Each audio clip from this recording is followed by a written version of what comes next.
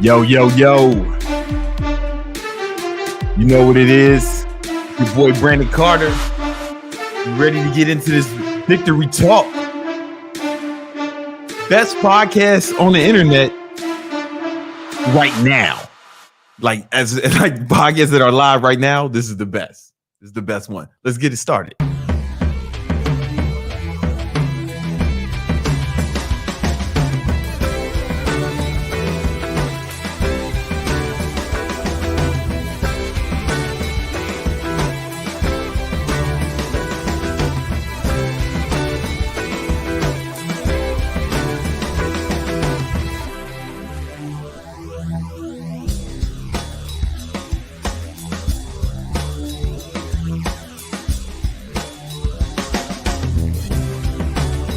Yeah. You know what it is. It's your man, Big Brandon Carter.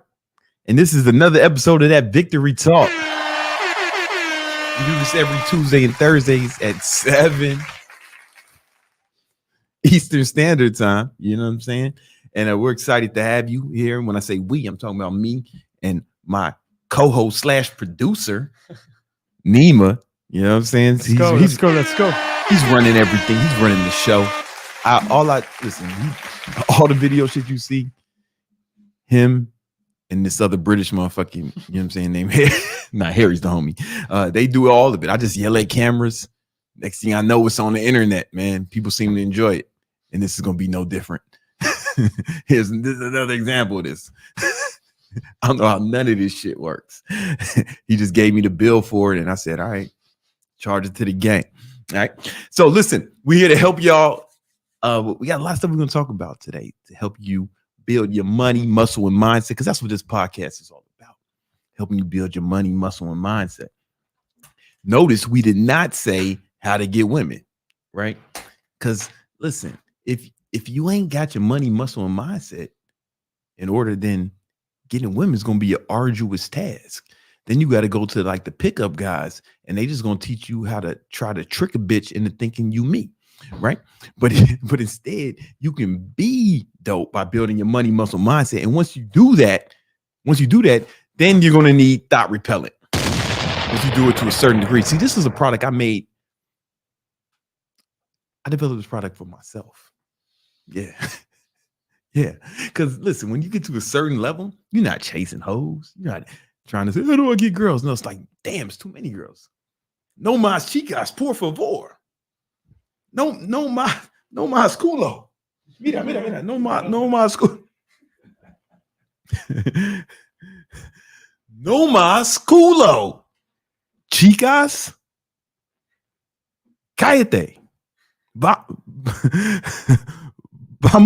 I don't know if that's Spanish or not. Ahora. You know what I'm saying? You're going to need that. That's the kind of problems I want you to have. High class problems. Too many hoes. Right now you got problems like, I don't have enough money for all these OnlyFans subscriptions that I want. You know what I'm saying? Or like, damn, I can't pay for Brazers and Bang Bros. Fuck, right? That's those low class problems, man. I'm like, there's too many bitches, man. And it's actually a big problem. It's a big problem because if the wrong girl gets close to you, then she could be your downfall. Now, I read this book a long time ago. I read the whole thing when I was 16. You might have heard of it before. It's called the Bible. All right. And in chapter 1, a bitch fucks everything up. Ho out here talking to a motherfucking snake. You know what I'm saying? The snake was a metaphor. Moses wrote the book of Genesis because he's a prophet. And the snake was a metaphor for your girl having guy friends. You know what I'm saying? Moses is trying to teach you. So she was talking to one of her guy friends, a snake. And he got all in their ears like, yo, man, Adam a little bitch ass nigga, man. Adam a bitch ass nigga. If he was a real nigga, he'd eat that apple. Fuck what God talking about. Adam is beta. And she was like, you right, Snake. You right, Lucifer. I'm gonna talk to him. And then the snake was like, yeah, snakes don't have hands, but you know what I'm talking about, man. We don't know what it was like back then. We don't know if they had hands. You ain't never seen a prehistoric snake. Shut up. So the snake was like, damn, yeah, just what I was thinking. This is just my plan. And then Adam, the first simp, the very first simp was like, damn, you think I should eat the apple? He's like, yeah, if you was a real man, you eat the apple, Adam. That's how Eve talked. This is historical reference. It's in the Bible. You ain't read the whole book. I have. Shut up.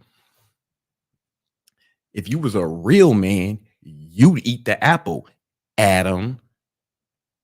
And he was like, oh, okay, I'm a simp. And he ate the apple. Now we all got to wear clothes and get jobs. Thanks a lot, bitch. Right? Don't let it happen to you. That's why we put together thought repellent. It will repel all thoughts, skeezers, sluts, slut hoes, Jezebels, skanks, and Puerto Ricans. I can say that joke. You know what I'm saying? Me and they, you know the rest, man. I can say that joke, man. I'm every race. I'm the future. One day everybody gonna look like me. You know, so we get the blended melting pot. Everybody gonna look like me and Bruno Mars.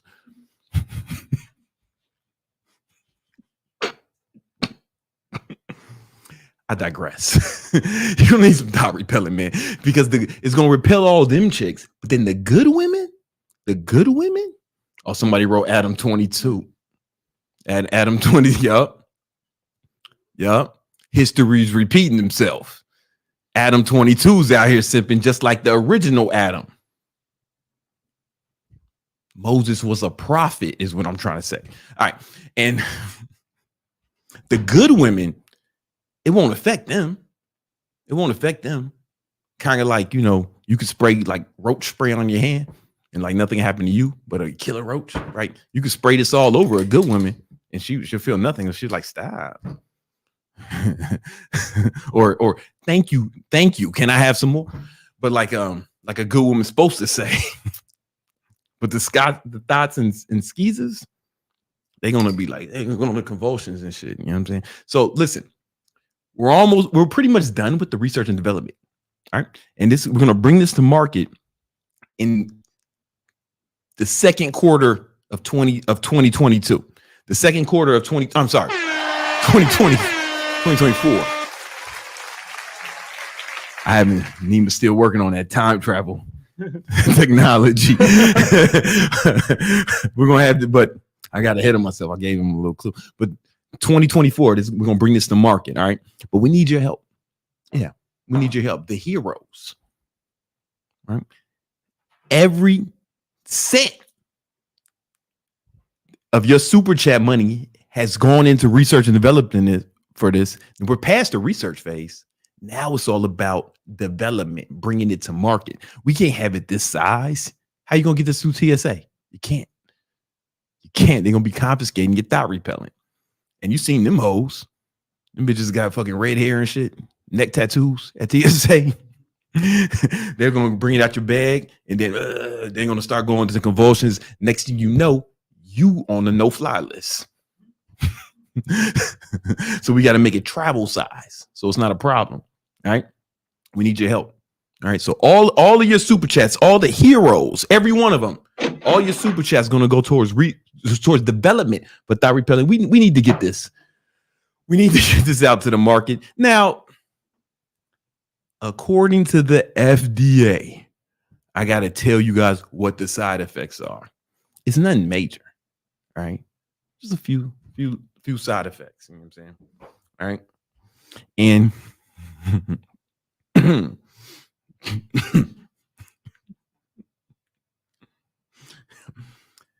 side effects include, but are not limited to. These are just the ones we discovered so far. All right.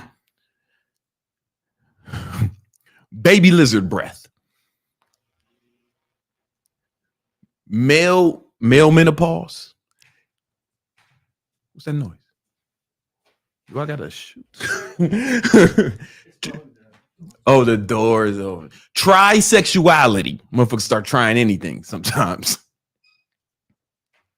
Do I gotta get the fucking I heard some noises, man. I heard some noises. They was about to meet my they were about to meet my friend Sig Sawyer. You know what I'm saying? Sig Sauer. You know what I'm saying? What were we talking about? Oh yeah, side effects. Puerto Rican credit score.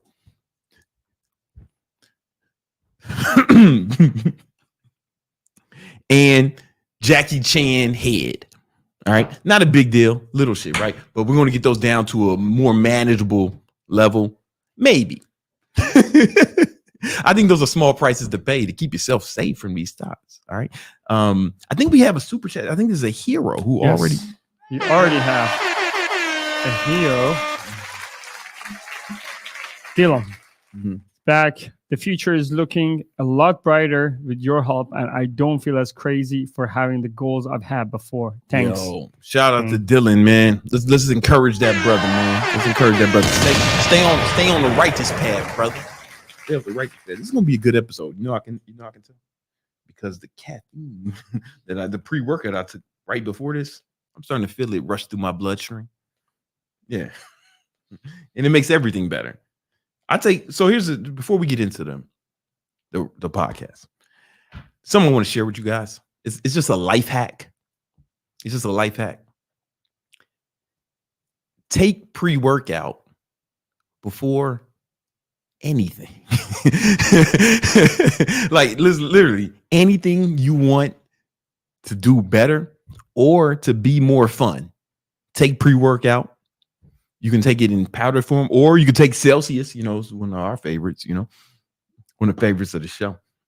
But before anything, especially if you're gonna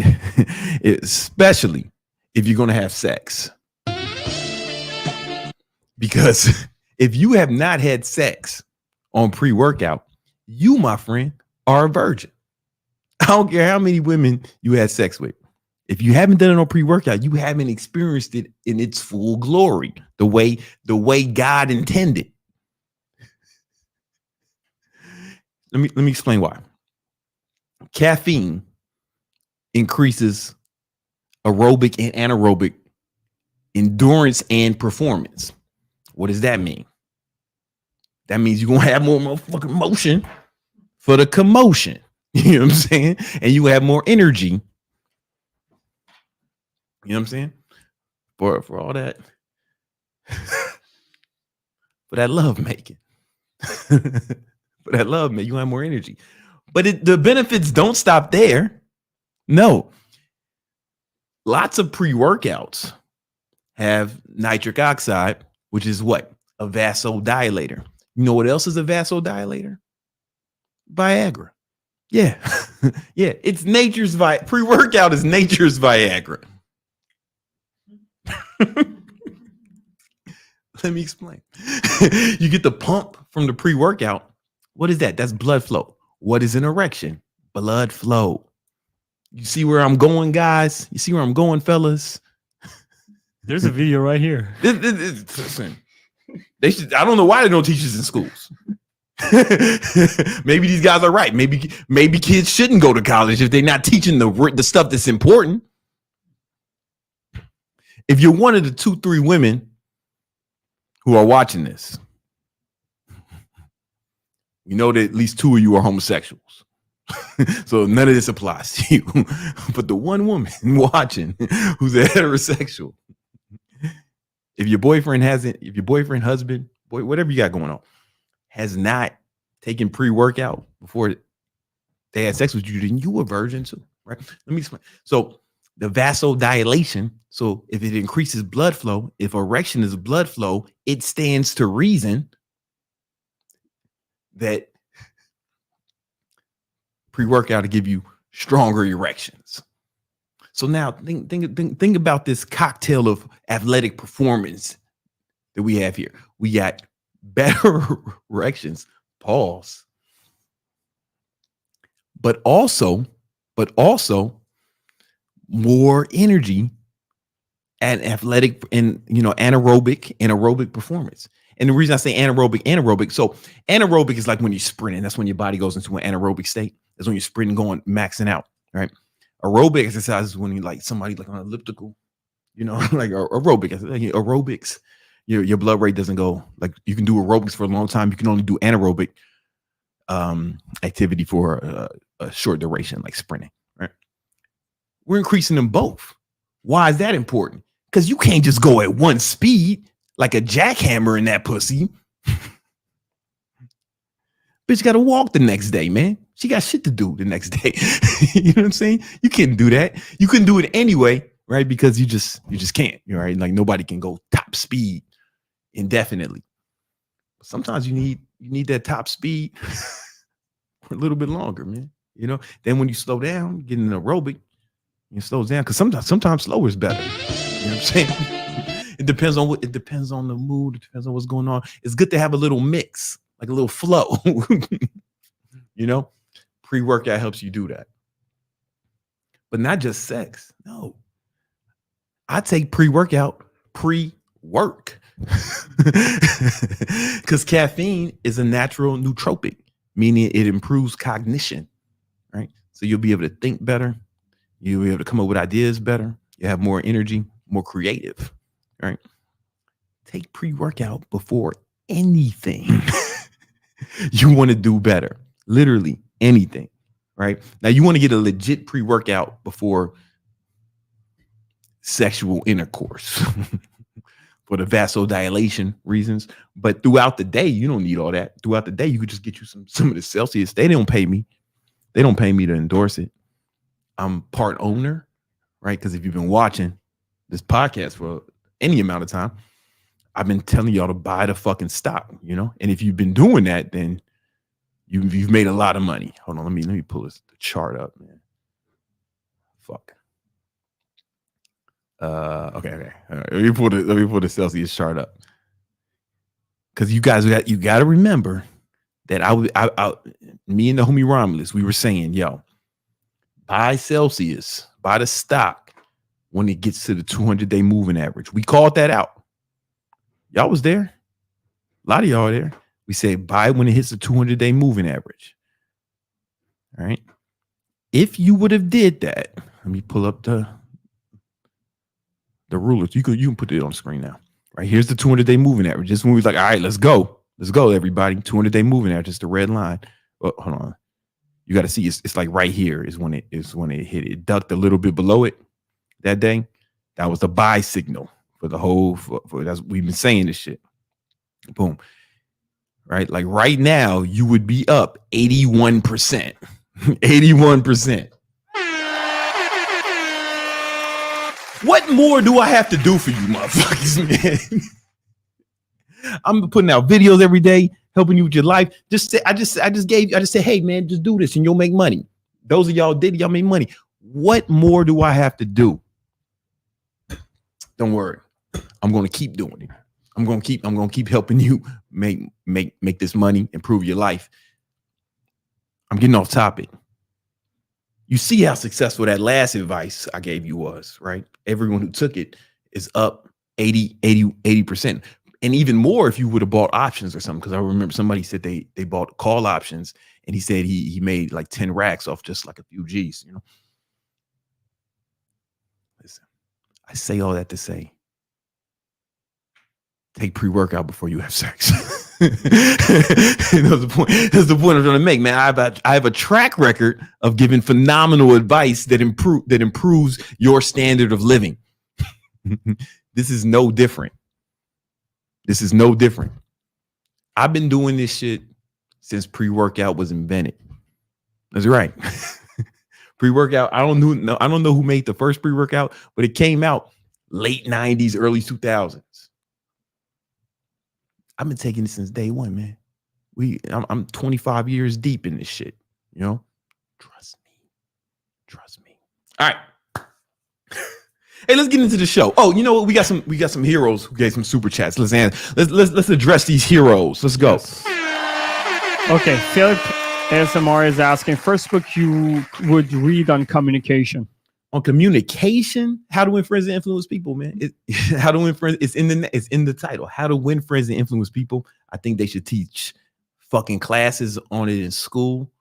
The world would be a different place. And we have a video on that. I have a video all about it. It's a long video about that book. You know, you should watch it and read the book. You know? Okay.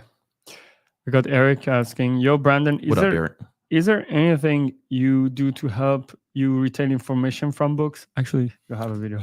Yeah, I have a video on it, but I'll go over it. So yeah. we're going to go over the book of the week later in this podcast. You know what I'm saying? That's foreshadowing. Gotcha. Right? We're going to live right. But what I do is, so one thing I do is I take notes in the book, you know what I'm saying? Underline shit. I'll fucking do the little dog ear thing on the book. And if I really like the book, right? I do this thing. Let me see if I can find it. Give me a second. Where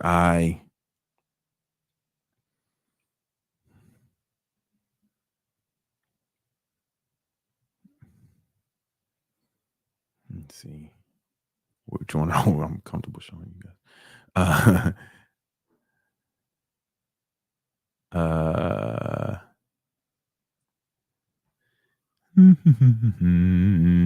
Give me a second. Is this the right?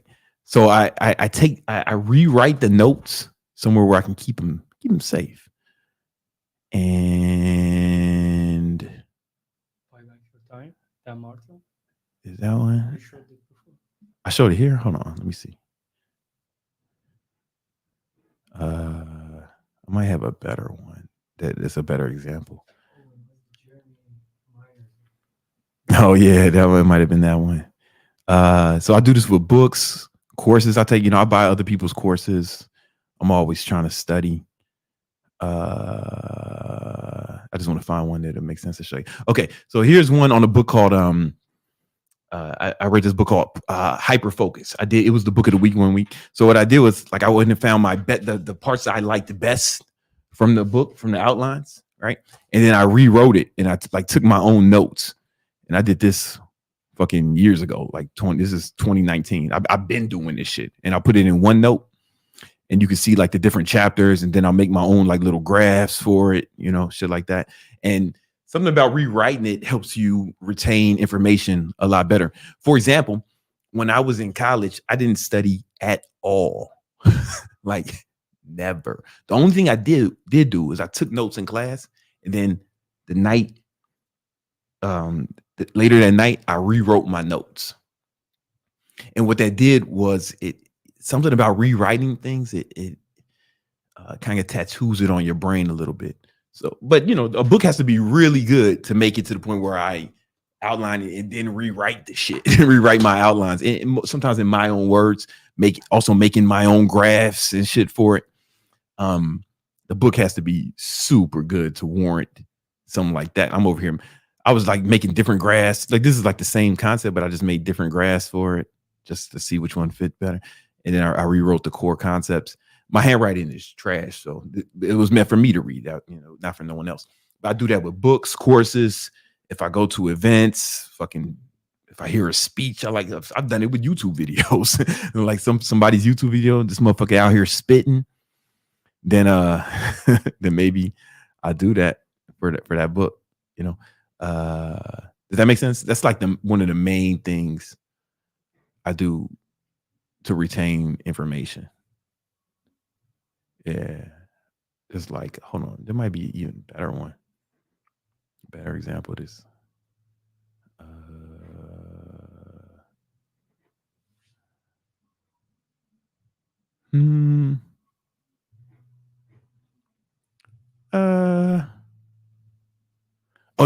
But I do that even. So one of my mentors, man, dude name was Kevin Hodo. And you can kind of show it. It's just like, it just shows, maybe you don't have to show this. But what's cool about doing this in OneNote or some sort of digital thing is my mentor is Kevin Hodo. He died of C19 in 2000.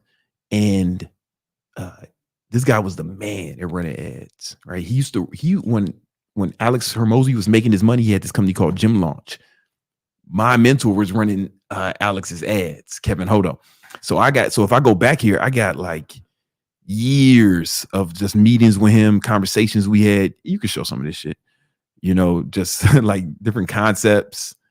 And I got it all like, y'all ain't gonna be able to read it, but it's cool to be able to go back to this shit. You know, this is 2018, you know, graphs and shit he drew. Like it's difficult for you guys to see it. Don't worry. And I got to make it. Yeah, it's like from back in the day, you know, and it's good to go back because a lot of those lessons are still applicable. So sometimes instead of having to, once I do that much, instead of having to read the whole book, I can just go back to my notes. And I suggest you if you're going to do that, I suggest you do it in some sort of digital application. I like OneNote, Microsoft OneNote. That's because I used to have a Microsoft Surface, and you know it worked really well on that. But even now, I got OneNote on my iPad. But you can do it in Apple Notes. Apple Notes is fantastic. Fucking Notion.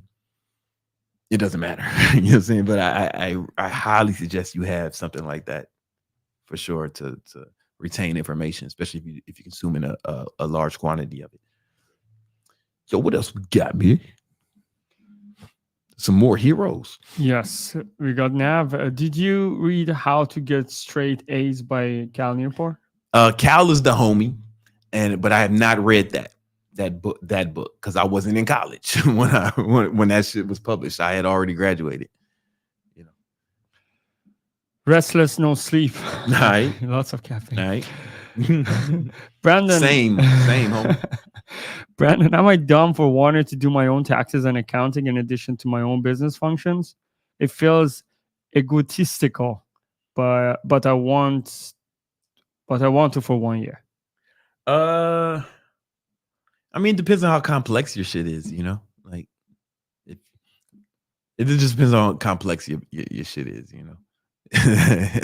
It depends on the complexity. You know, you don't want to fuck around and get audited. But if you ain't making like no big, if it's not millions, then you probably don't have to worry about an audit. You know what I'm saying? They only go after the big dogs. There's one more, the Nobel one, saying, "Is Adam 22 or a Puerto Rican?" Also, thanks for the wisdom, bro. Serious question, not like the last one, was it? Listen, I don't know anything about that. I love Puerto Ricans and Jewish people. I love all God's children. You know what I'm saying? All of God's creatures. You know. First of all, whoa. Whoa. What was it? What else? Oh, he just said thank you. Yeah, he just said you thank just showing love. Yeah, and said what stuck with you is just to hold for 20 years. Peace, amigo. 20 years. I wouldn't buy it right now, but gun to my head, something that I got to hold for 20 years. I would say Apple, right? Because it's had a tremendous growth and they pay a dividend. However, Romulus is not a big fan of that stock. He's never been. So that's where it gives me pause. But Microsoft, man, probably Microsoft. I don't know if I would buy it right now at like off the all-time highs, though. You know what I'm saying? But the safest one, S&P 500, man. Like that's, yeah. If I had to just pick one, S&P 500, you get a little bit of a dividend. Yeah. And you get exposure to all this. Yeah. That's the safest ones, right? Because if you're holding something for 20 years, you're not trying to get like hyper growth, right? At that point, it's more like preservation, and you want to, you know, you don't really care about the money until later. You know, you just want it to grow, maybe beat inflation. That would be the goal for something like that, you know. So S&P 500, something if I was going to hold the longest term, that's what I would do. 100%. He's asking, when would you buy it? When would I buy it? I'd have to look at the chart. You know, like if I looked at the chart, I'm not Romulus, right? But I know some technical analysis. Greg is also dropping a comment here. What's Greg saying, man? Say QQQ is also a diversified ETF, good for 20 plus years. Not advice though. Yeah. So if I look at Apple's chart, it's had a good run. You know what I'm saying? It's doing its thing over there. Let me put it on like maybe I'll put it on a monthly chart. So each one of these candles represents a month. If I had to look to where would be a good time to buy this shit, man, I don't know. I mean, you could, if you 20 years, then maybe like now it doesn't matter when you buy it on some real shit, right? Like if you feel like this, if you had conviction in the stock and you're gonna hold it for 20 years, then it doesn't really matter if you buy it now or next year or whatever, because if you think it's gonna be higher in 20 years, it's gonna be higher in 20 years, But I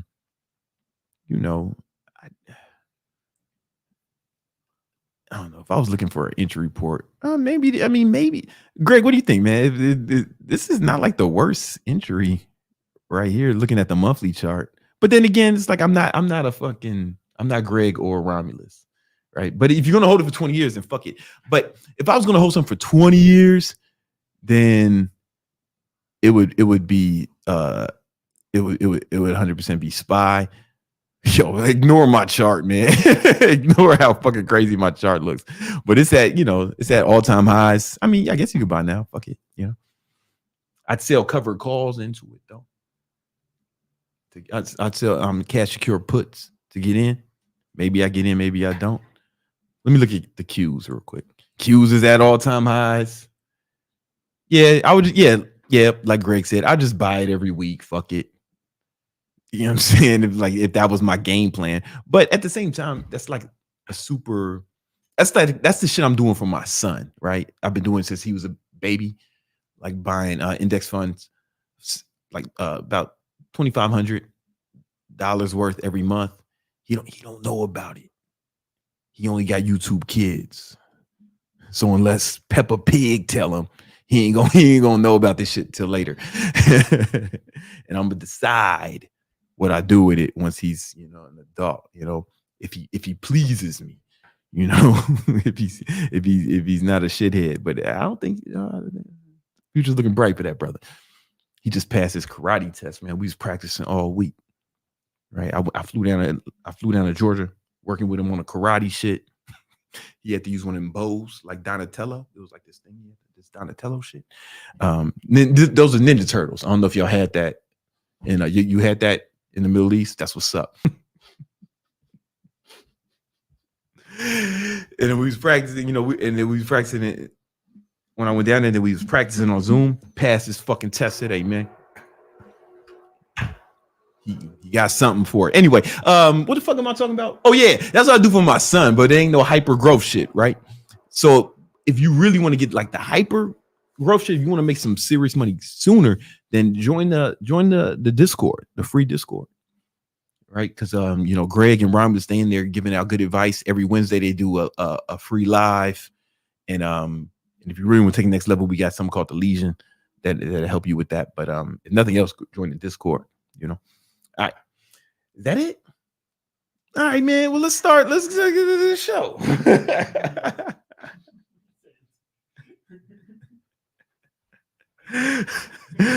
I got a lot of shit I want to talk about.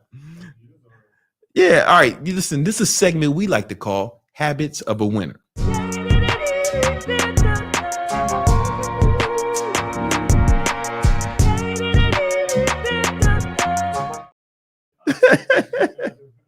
No.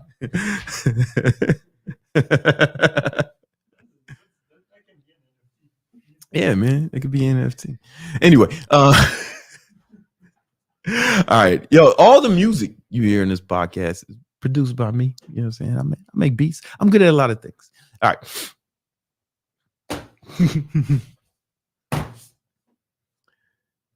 In this video, I want to break down the 10 life-changing lessons every man should know before the age of 30. Now, me, I'm 41, right? So I already been to where you going or where you at. And I want to guide you down this path so you can avoid the pitfalls that many men experience as they fight the race against father time.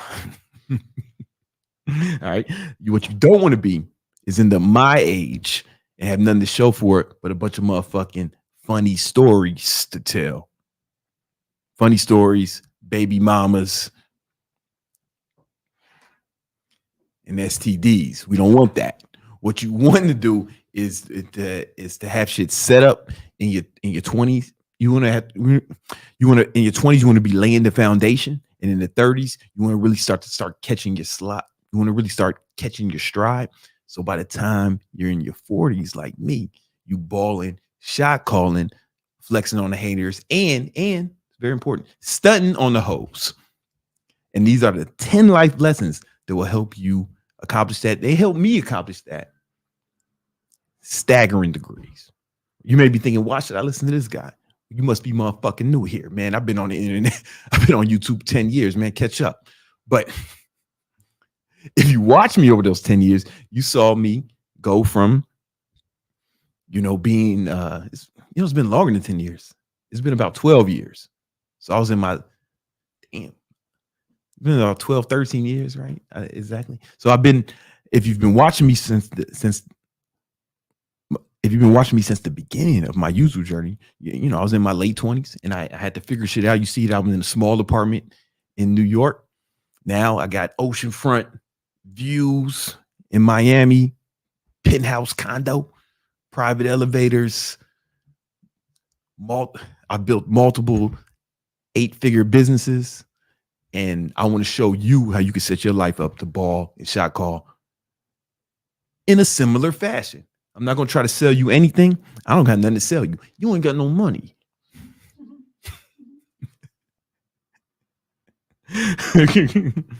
Yet. Pay attention, you can get some money. All right. Because how I know? Because I take about, last year I took about 500. Last year I took about 50 flights. But years prior to that, I was taking about 100 flights a year. And I would always see my fans on the airplane, but they got to get on after me because they let first class on first. Right? Well, not first. First they let on the motherfucking old people and the cripples and shit and the veterans. You know what I'm saying? They let on the veterans and the cripples. Then they let on the first class. And then I would see my fans walking down, hey man, and I call it the poverty parade, right? When they walk past us, it's like they put on a little show for me, man. It's exciting. But I see my fans, it's like, oh man, my fans still in the poverty parade. I need to change that. I want y'all to be like, hey, Brandon, you inspired me. And then you sit down next to me, man. And you give me praise from first class instead of on your way to the motherfucking back with the baby mamas and shit.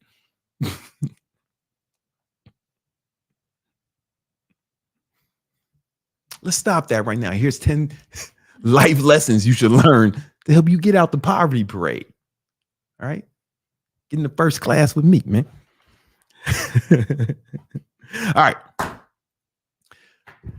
Number 1 is you want to have a growth mindset and not a fixed mindset. So a fixed mindset is someone who may think that they're just not good enough to do something, or may think that they may think that they're just not good at something, or they can't do that. Or sometimes I hear people say, oh man, I tried that. When they're trying to accomplish some goal. Sometimes I hear people, they're trying to accomplish some goal, or they wanted to accomplish a goal and it didn't work out for them. It's, oh man, yeah, I tried that, man. That shit don't work for me. Or that didn't work for me. And I was like, well, how many times did you try it?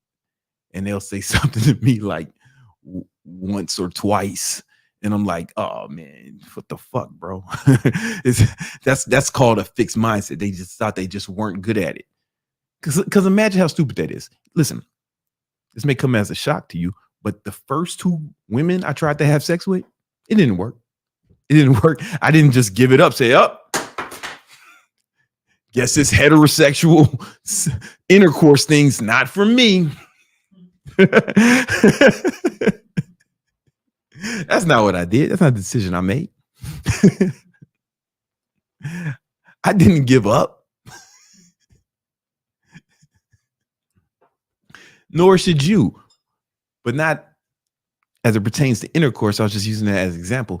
I mean, as it pertains to all your goals, right? You got to have what's called a growth mindset, which means that you believe you can get better at things with practice and hard work, right?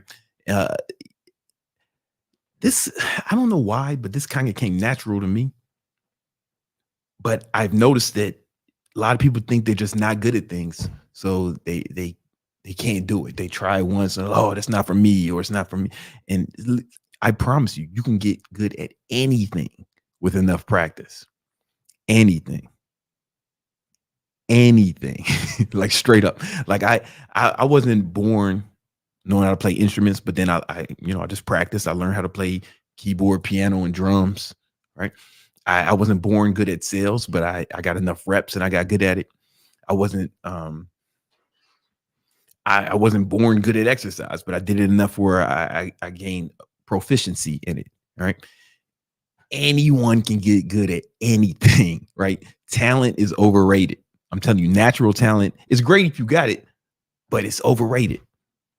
It's overrated. You can get anything with enough reps. So I'm going to show you a concept. It's really just math when you think about it. So I have something called the skill acquisition matrix, right? And where this comes from, I developed this after reading a few books on the topic of skill acquisition. One of them was called The Talent Code. Another one was called Talent is Overrated. And probably the most famous book on this topic is called Outliers by Malcolm Gladwell. And in Malcolm's book, he basically popularized the notion that it takes 10,000 hours of practice to become world class at anything. Right. So when I read that, I was like, oh, shit, you can really become world class at anything, literally anything, if you get 10,000 hours of practice doing it. Right. Motherfuckers will try something once for like an hour and then they're ready to quit. You're not supposed to be good yet, dummy. You haven't put in the reps. Right. Now, Malcolm said 10,000 hours to be world class. I think if you want to be one of the best ever, you need 20,000 hours, right? But you probably don't need 20,000 hours or even 10,000 hours at most things, right? So check it out. If you get 100 hours of practice at something, you'll be not bad. And I learned this when I first started playing guitar, right? I got it. I figured it took me about 90 days to get, I can play these chords. I can play bar chords. I know the minor pentatonic scale and all that shit, right? And I wasn't bad. I wasn't good. Let's be clear. I was not good. I was just not bad. Oh, this motherfucker don't suck, right? Like, that's what I mean. Like, literally not bad. Not the way it's used in colloquial terms, but more like, oh, he doesn't suck. We ain't gonna make fun of him if we see him doing it. You need at least 100 hours to get there. And it took me about 90 days, give or take, right? Practicing an hour a day, maybe a little bit more some days. It averaged about 90 hours. You can get it. Anybody who's played the instrument knows all you got to do is practice every day for about 3 months and you'll be not bad, not good, right? I wasn't shredding like motherfucking Eric Clapton or some shit, right? But I didn't suck balls. All right. 1,000 hours though. I really believe that makes you good. Oh, this guy's good at that. 1,000 hours. This guy's good at that. Right. 2,000 hours is really good. Or like, oh, this motherfucker's nice. He's killing this shit. I really think 5,000 hours makes you amazing. Like, this is when people, you may not be world class, like one of the best in the world, but you're really good at this fucking thing. If you did it on a stage, bitches will throw panties at you and shit, right? Which is the goal, right? 10,000 hours, one of the best.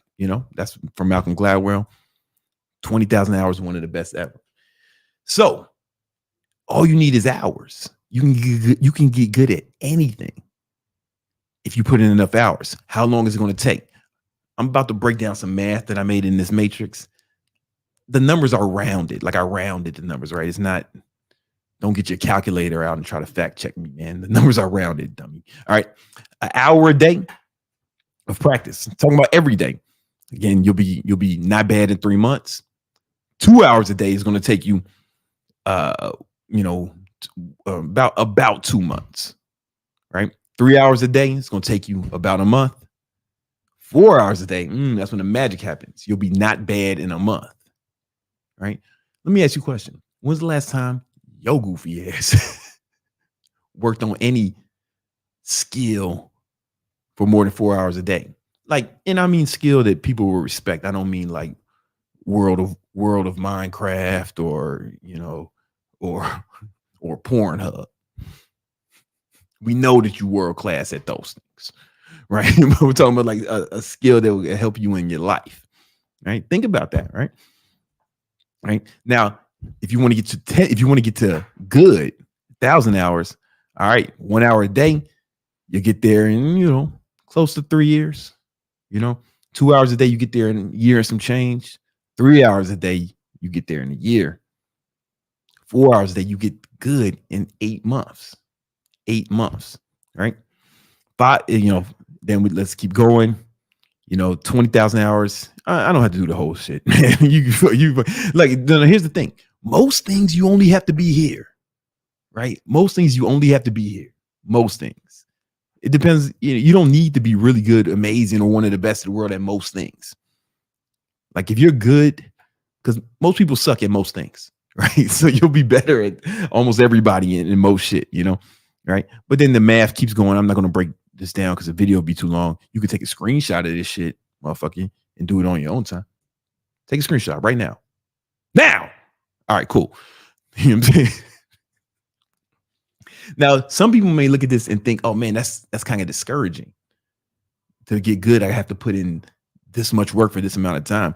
But I want you to be encouraged by this, because what I do is when I'm trying to get better at something, acquire a new skill set, I actually track the amount of hours that I spend working on it. You know, there's apps you can use on your phone. There's one I use called Hours to track how long I do something. And if I'm not good at it after a certain amount of time, I just look at how many hours I put into it. I was like, oh, motherfucker, I ain't even supposed to be good at it yet. And that stops me from quitting. You get what I'm saying? It stops me from quitting. Now, if you get to 1,000 hours and you're not good, then maybe it's not for you, right? Maybe you should, you know, but I've never seen that happen where somebody tracked it. Like you may be thinking, oh, I did 1,000 hours. Shut up, dummy. You ain't tracked that shit. If you ain't tracking, you slacking, you know? Your broke ass up.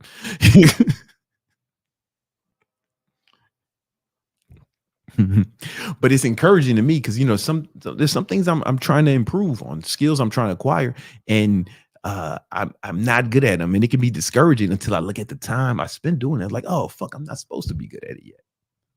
I'm exactly where I'm supposed to be with the amount of effort I put in, right? And it stops me from getting too discouraged. And I know this will help you as well, right? The skill acquisition matrix will help you with your growth mindset, which is imperative. It's imperative skills that you have to develop. Some you definitely have to develop you want to have before you're 30, right? And ideally, you want to have some skills under your belt, you know, a few thousand hours of something that's going to make you some money by the time you're 30. You get what I'm saying? So get to work, figure out what that is, get to work. But that kind of brings me to the second thing you need to learn.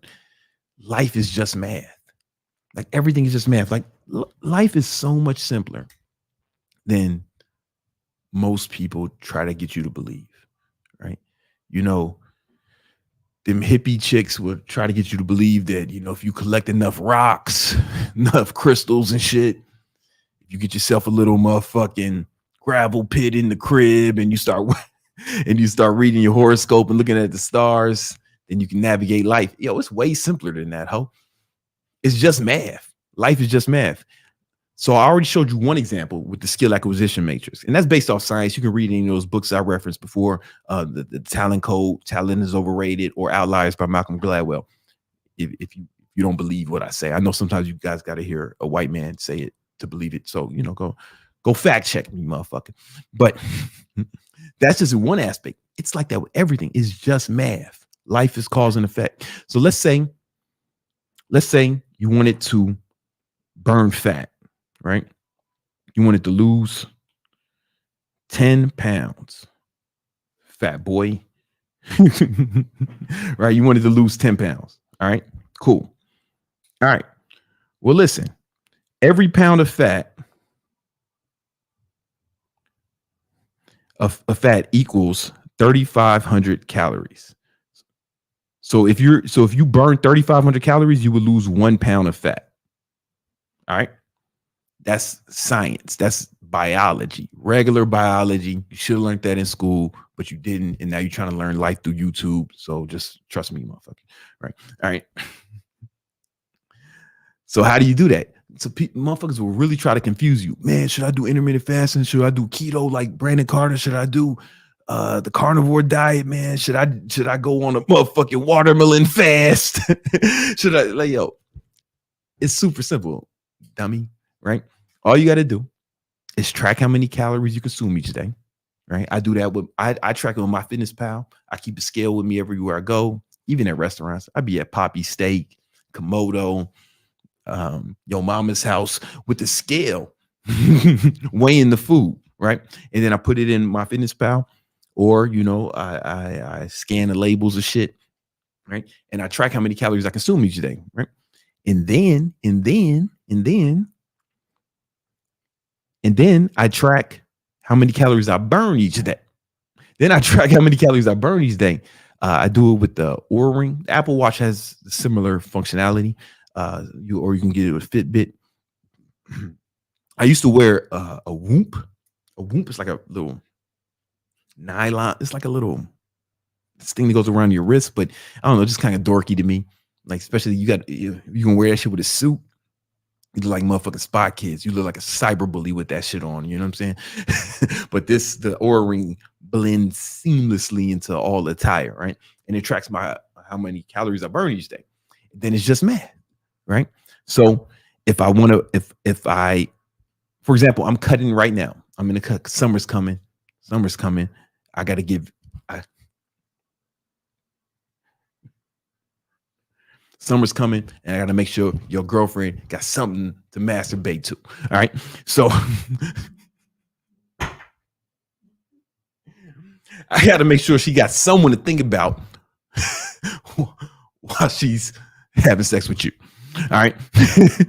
That's part of my duty, man. You know? So I'm cutting, right? So I know every day I'm going to consume 3,000 calories each day, 3,000 calories, right? And I want to be in a caloric deficit of at least 500. So let's just say I consume 3,000 calories, right? Which means I'd have to burn 3,500. I have to burn 3,500 calories each day, right? That'll leave me in a deficit of 500 calories, right? I don't think K is the thing for K is not the thing for cow. Yeah, 500 calories, right? Right. Hey, if I do that 7 days a week, right? There's 7 days in a week. I know you motherfuckers don't like going. I know everybody told you niggas not to go to college and shit, right? So I might have to spell it out for you. It's 7 days in a week, right? That'll put me at 3,500 calories for the week. Guess what? That's a pound of fat. So I'll burn a pound of fat per week. In fact, it can't happen any other way, right? Because it's just the way biology is set up. It works like that for all mammals, possibly reptiles and amphibians. I haven't trained one of those. I don't know much about their genetic makeup, but it stands to reason that it probably would work for them as well. And it's just math. So I don't care if you eating motherfucking Twinkies, Skittles, Twizzlers, Blow Pops. It don't matter, man. As long as you in a caloric deficit, you'll burn fat. And if you burn 3,500 calories, you'll burn a pound of fat. So then you could just work backwards. You could just go backwards, right? And backwards engineer your calorie deficit shit. So what I like to do is I like to use it in a fitness shop. I like to use it in I like to track that shit. Hold on. So here's an example. All right, boom. All right. So let's say somebody's for this example, you do it every day, baby. Oh, this is a fucking one. Okay. So what you motherfuckers would do is you won't track it and your shit will look like this. Oh man, I consumed this much this day, burn this day. I I consume this much. You on track, and then you think, oh man, I deserve it. I can eat that motherfucking candies and cakes today. Boom. Now you in a motherfucking, you got a little bit fatter that day, right? Then the next day you like, oh man, I don't have to train. I don't have to work out. I can skip today's workout. So you didn't burn no additional calories. Probably just your body just burnt, the regular 2,000 calories, just keeping your goofy ass alive, going to and fro work, right? So you got a little fatter that day, right? And you most of you guys are doing this yo-yo shit. You're not being strict with your shit, right? And then you end up in this kind of situation where at the end of the week, man, your ass done got a little fatter. You did like less than nothing, right? Well, you want to be strict every day with this shit, you want to track it. I'm going to show you something. So one of my homies, should I show this? I don't know. So one of my boys, he needed some help with his diet. And I just said, hey, man, we're just going to track your macros and how many calories you burn each day. He has a Whoop. It does it automatically. We're tracking his macros. Hold on.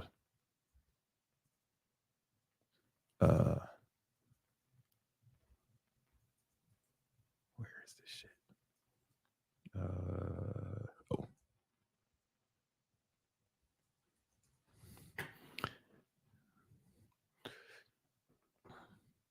Just pull this up right quick.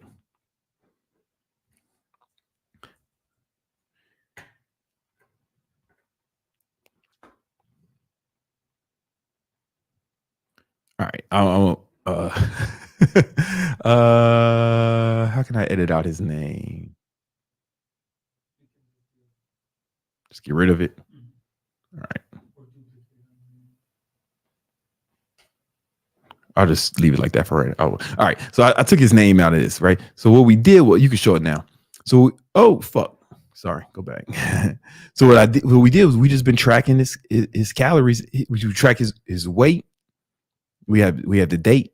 We have how much he weighs that day, all his macros, and how much he burned. It's just math. We just track this shit, and he's been in a deficit almost every day. And you can see in this, fuck, there's his name. You can see, edit that out the room. You can see he started, we've been doing this, we started this month, right? So we've been doing it for 20 days. He started at 308 pounds, right? And now he's 303 pounds, right? In 21 days. It's just math because the deficit, it ranges, but he's always in a deficit each day. It's just math. Listen, bro, that's all of life, right? If you watch, the reason I went into the deep on the fitness part of it, because if you're watching this channel, that would make sense to you, but people don't think to extrapolate this to other aspects of their lives.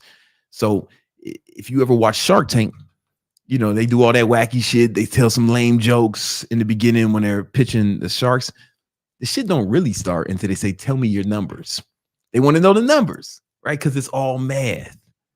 We don't care how cool. The sharks don't give a fuck how cool your goofy presentation was or how cool your product was. Your shit can be fucking whack, but if the numbers are right, shit, man, they'll invest in that. It's all numbers, man. It's all math. You want to make money in business, it's all math. Right.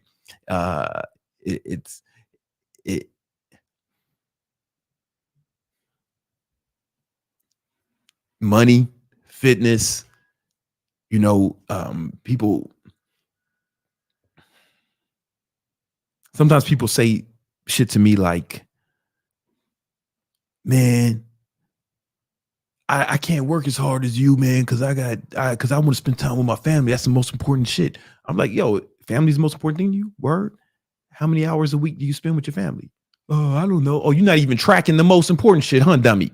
Right? Because, you can get so much more done if you fucking use the math, right? Every week, there's 168 hours. Boom. Are you maximizing it, right? You sleep 8 hours a night. That's going to be 56 hours, right? Sleep. You work 40 hours, right? Boom. You work out let's say you're a badass. I'll say 7 hours workout. Motherfuckers don't even know how much time they spend with their family. Yeah, I'll tell you what, you're not spending 40 hours a week with your family because they ain't got that kind of time to spend with your goofy ass. Right? Kids gotta sleep, they got school, they got homework, they got after school shit, they got their own friends. Even if they have 40 hours to sleep, they wouldn't want to spend it with you. You lame. All right. Right. But I give you 20 hours. Right. Boom. Huh? That ain't right. That ain't right. Nope. Huh? It can be. Yeah. I just made these numbers off the top. Hold on, I got you, man. Don't even trip. Now we look crazy. No.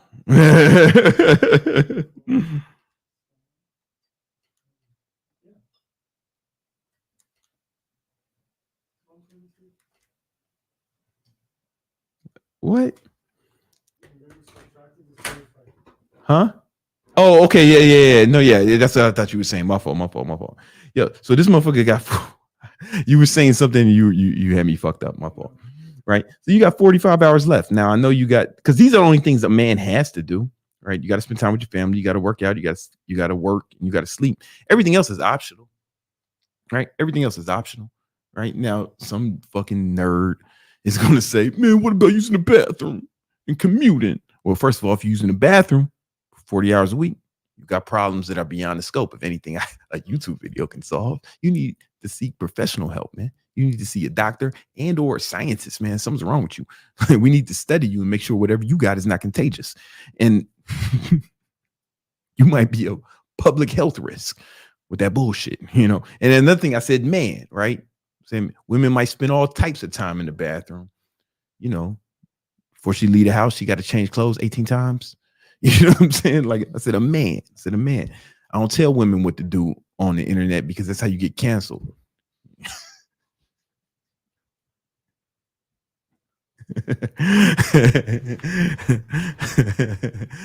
But I can talk shit about your goofy ass all day.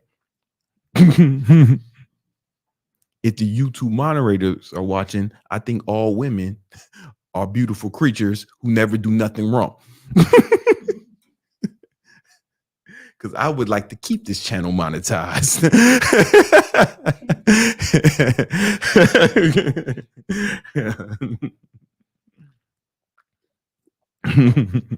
You got are you using this time effectively? Right. And even if you don't have 45, even if it's 20, right? Are you using that time effectively? You know, in service of your goals, of your purpose, right? It's part of the math, right? Then you what you want to be doing is either using this time to acquire more capital or to improve some skill and or to improve a skill on the skill acquisition matrix, right? You know, you got to really maximize this time, and then you got to use your calendar to do that. But it's like that with everything. Everything you want to accomplish in life, it can be broken down mathematically. You don't have to look at the stars. You don't have to read the horoscope. You don't have to collect crystals, right? It's all math. Life is just math, right? Once you realize that, it just becomes super simple. When I say it, I mean life. Life just becomes super simple and easy to both quantify, predict, and to gamify. Right. So I gamify life by like tracking time, tracking different metrics. And while you motherfuckers playing World of Minecraft, I'm playing the game of life, motherfucker. I'm playing my fitness pal every day, man, in numbers, you know.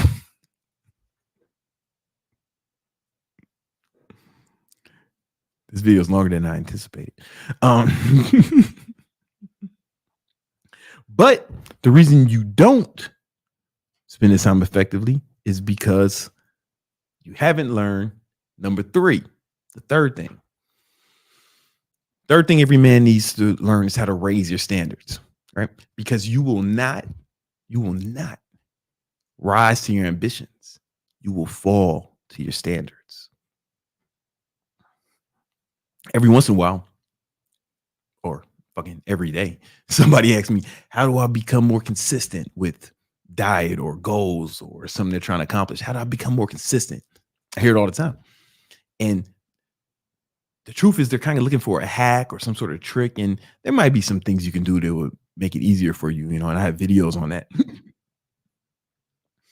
But hacks only work for so long. What you really need is to raise your standards. The reason you're not consistent is because you accept inconsistency, right? You're consistent in some things because they're standards, right? Most of you brush your teeth every day. You know what I'm saying? You don't, man, how do I brush my teeth every day? How do I stay consistent? No, you do it. Most of you feed your kids every day. You know what I'm saying? Damn, man, I got to feed these kids every day for 18 years, multiple times a day. No, you just do it, right? If you got a dog, you walk that dog every day, right? Because you're going to get shit in your house if you don't. And it's your fault, not the dog's, right? You walk that motherfucker every day. You're consistent in a lot of things, right? Because they're standards. The other things are just things you want, but you don't get what you want. You only get what you have to have. And it's difficult for you to remain consistent because you have not. No, it's because you accept inconsistency, right? You have to get to the level where, with the things you're trying to accomplish, you have to make consistency a standard. Like you have to hate yourself if you don't do it, right? However, most of you guys are like, oh man, I can take today off, man. I can live a little. I deserve this. I deserve to take a bit off. Hey man, everything in moderation, balance, blah, blah, blah, blah, blah. Listen, that whole language is the reason why you can't stay consistent, because you accept inconsistency. That's the language of the inconsistent. Hey man, I can take the day off. Hey man, it's okay. I went yesterday. I did it for a week. You know what I'm saying? Man, I deserve this. I can eat this cake. I can eat these candies, these Twizzlers, or whatever the fuck I don't know what you motherfuckers be eating, man. You know what I'm saying? Ain't nothing wrong with those foods within themselves if you are a woman or a child. Like my girlfriend, she was eating some Twizzlers today. And I was like, oh yeah, it's all good. If I saw you eating some Twizzlers, I would clown you mercilessly. I digress. You have to raise your standards. And how do you do that? How do you raise your standards? Well, you got to pick the things that are important to you and make them critical, right? There's certain things for me that I'm going to do. I'm not trying to do. I do them or I die trying. You get what I'm saying? And once you get to the point where you actually stop accepting inconsistency and make it so it's like not a viable option in your brain. It's got to be not an option to be inconsistent.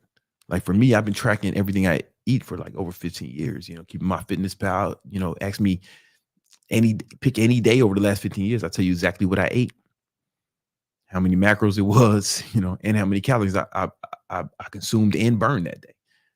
I said that I was being interviewed by somebody, and the comments on that video was like, oh man, it sounds like he doesn't have a healthy relationship with food, man. It sounds like he's got an eating disorder. I was like, no. That's someone who's consistent. That's someone who's focused, determined to accomplish a goal, right?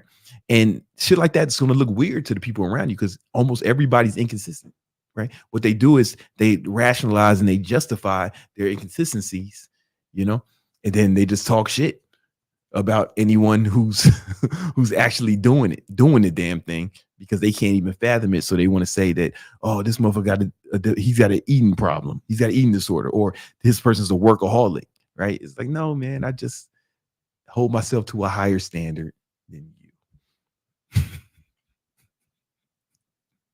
You'll just put anything in your mouth, right? Like your mama. That's how you was born.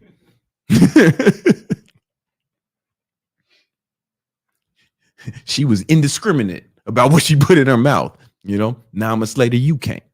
It's time to end that cycle. Generational curse.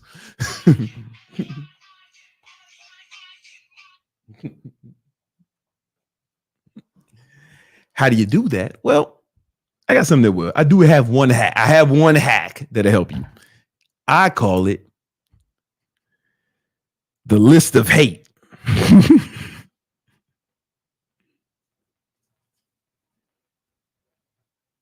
List of hate and a list of great.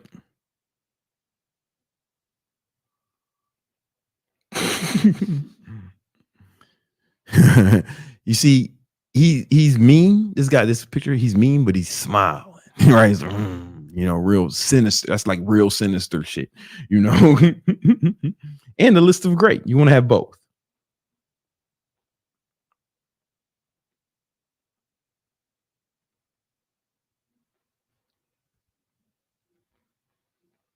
This is a calm one. The fuck is the list of hate, the list of great? Well, I'm glad you asked, right? So what I want you to do is make a list. If I was you, I'd do it on your phone. Apple Notes is my preferred method. If you got an Android, then you can do it in Poverty Notes or whatever they got on. You know what I'm saying? I'm just playing. I used to have a note, and it was my favorite device until they started blowing up on planes and shit. Then I was like, oh, now I'm a flight risk. All right. Put it in the note app, right? Pin it to the top, and you should look at that list every day, man. And what's the list of hate? So list of hate, I want you to make a list of everybody who's done you wrong. Everyone's talked shit about you. Everyone said you couldn't do it. Everyone's called you a loser. Every bitch who's cheated on you, motherfuckers who beat you up or whatever the fuck you got going on, right? Make a list of them. Make a list of them, right? And just know that every time you're inconsistent, anytime you say, oh man, I don't have to work out today. Man, I don't have to work on my business today, man. I can take this day off. Yeah, blah, blah, blah. Just know every time you do that, the haters are winning.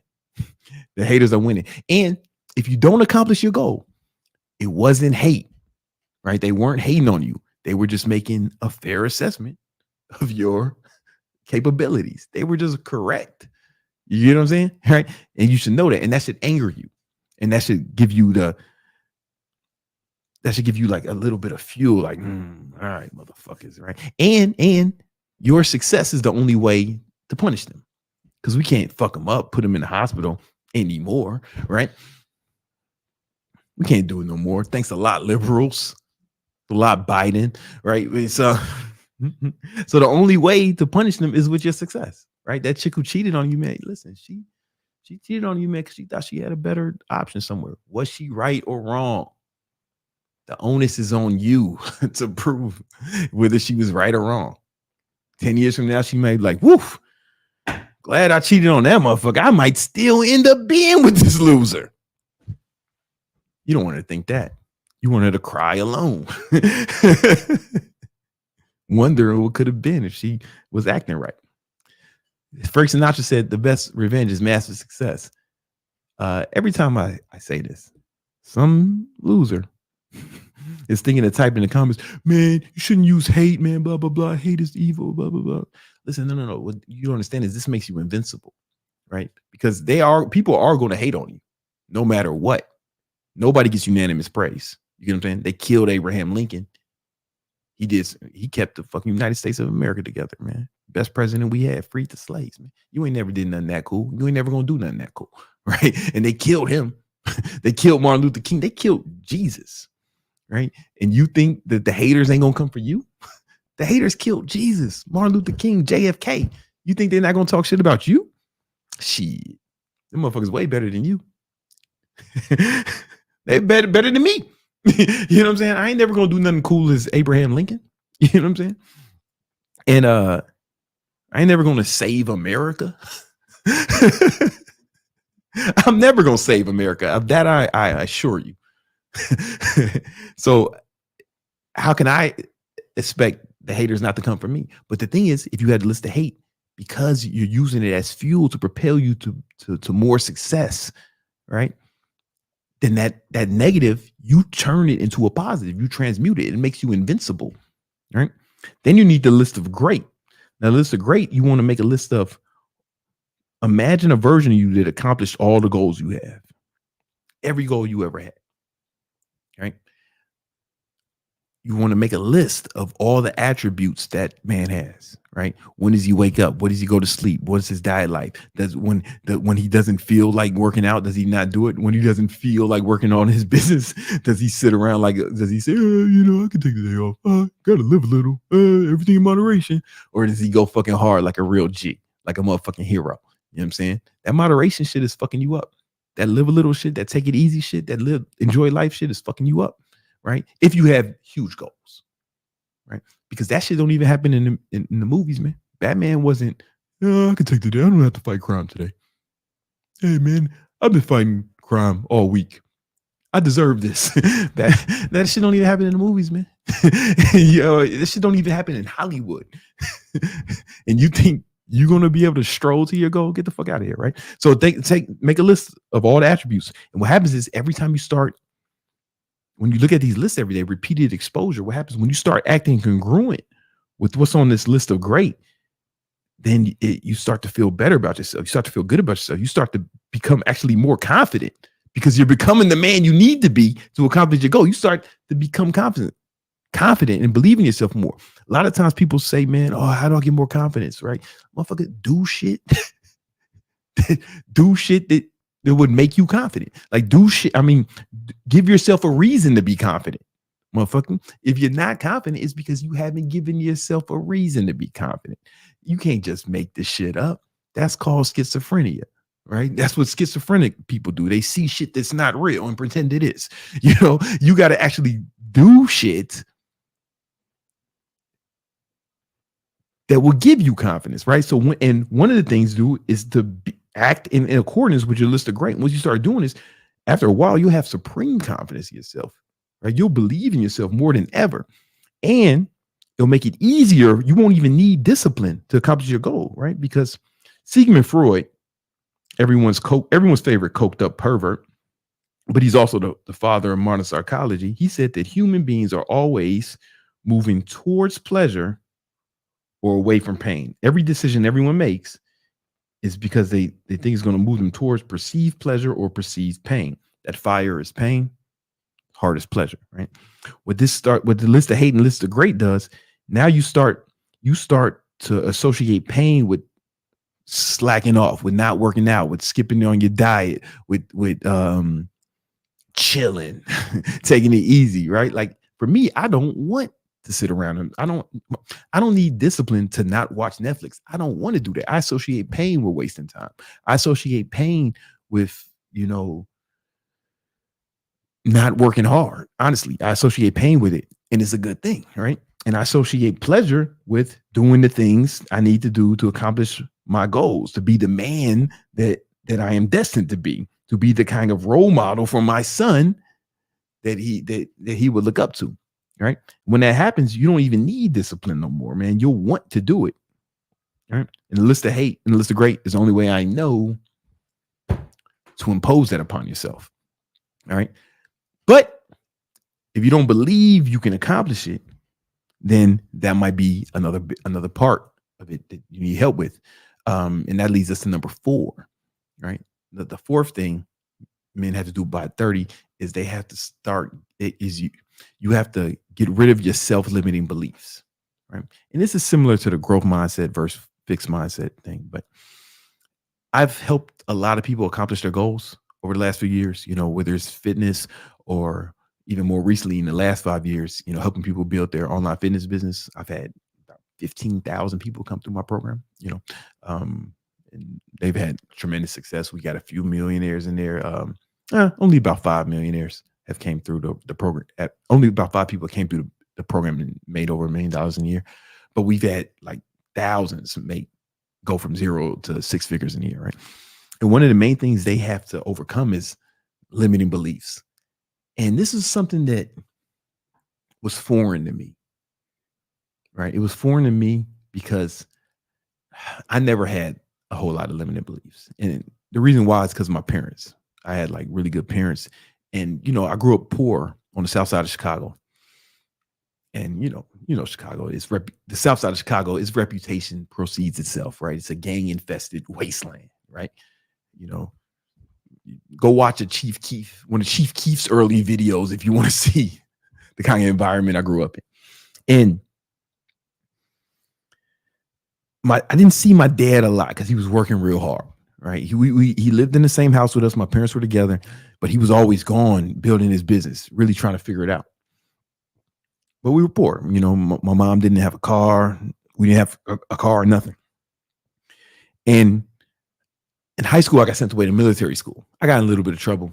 Nothing crazy, man. You know, fights, skipping school, shootouts, you know, normal shit. And when I went to military school, that's when his business started to take off, right? But this is, again, I'm like 15, 16 at the time. No, I was like 14 at the time. This is like 14 years of him grinding. And he had been grinding before I was born. So closer to 20 years of grinding, hustling. Never gave up. But it was difficult, struggling for 14. Can you imagine working at something for 14 years and still struggling? You motherfuckers were willing to give up at any moment. The first sign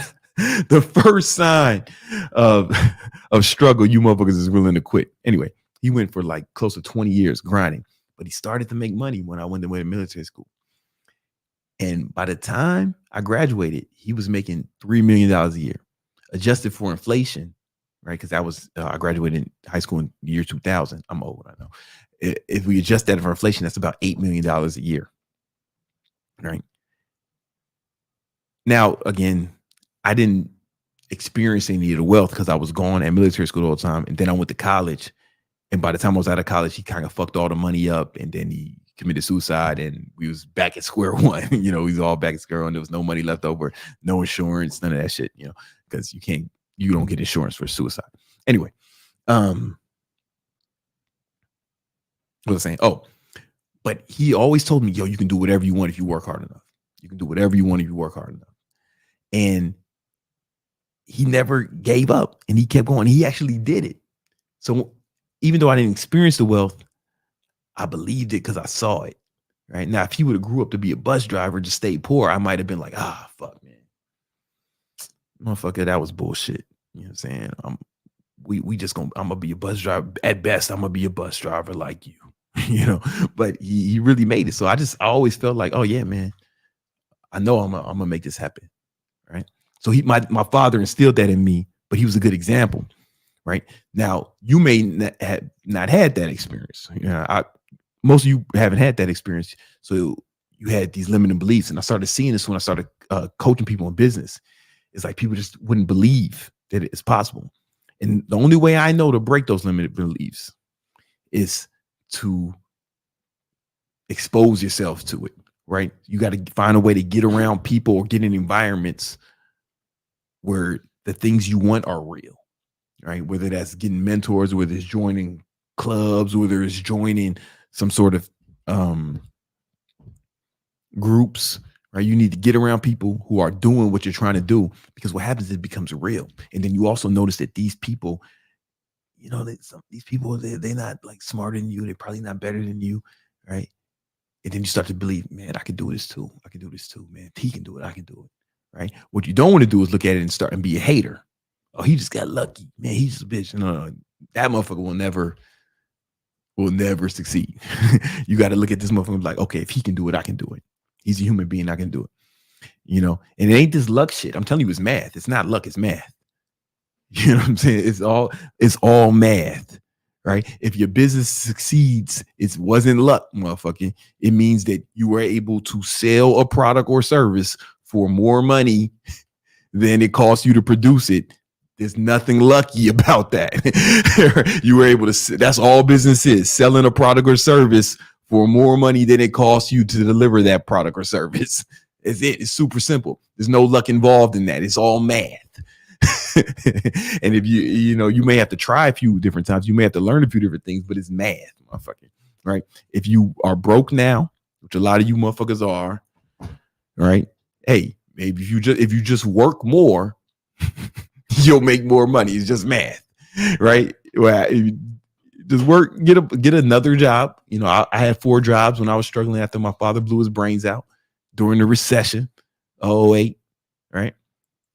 And it was just math, man. It's all math. There's no luck involved, homie. It's just math. I know some people who work 80 hours a week and they never succeed. No, you don't. Why? Because it's mathematically impossible to work that. It's mathematically impossible to make more money than you spend and still be broke, right? Those motherfuckers, their expenses were either too high or their income was too low, right? You can raise your income anytime you choose, right? You can just start working more. You might have to make some sacrifices, right? I'm not telling you sacrifice your family. I'm not telling you sacrifice. I'm not telling you sacrifice your family. I'm not telling you sacrifice your health, right? Remember, we talked about the calendar and shit. You're going to have to sacrifice Netflix, World of Minecraft, Pornhub, Brazers, Jerkmates,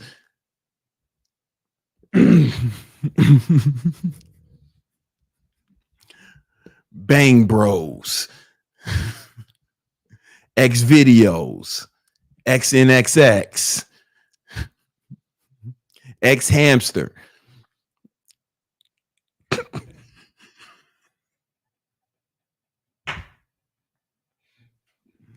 You porn, OnlyFans,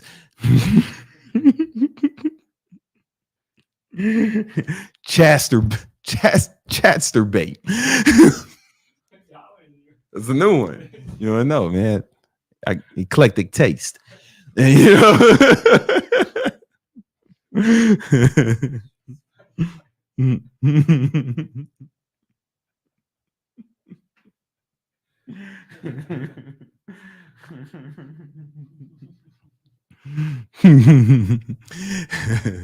Or video games or whatever things you got going on that aren't in service of your goals. You might have to sacrifice that. And if you're not willing to sacrifice, then that's okay, right? Just know the people who did succeed, it wasn't luck, motherfucker. They were willing to sacrifice things you're not willing to sacrifice. But you're making a sacrifice either way. Know that, right? If you're not willing to sacrifice for your goals, then the goals become the sacrifice, right? So there's a sacrifice. No matter you can't get around sacrifice. Something is going to be sacrificed every time, right? You just got to pick what you're going to sacrifice. Either momentary pleasures, dopamine, hedonism, or you're going to sacrifice your ambitions. You're going to sacrifice fulfilling your potential, right? And you're welcome to make whatever choice you want to make. Right? Just don't complain, say it was luck. No, it wasn't luck, it's math. It's all math, right?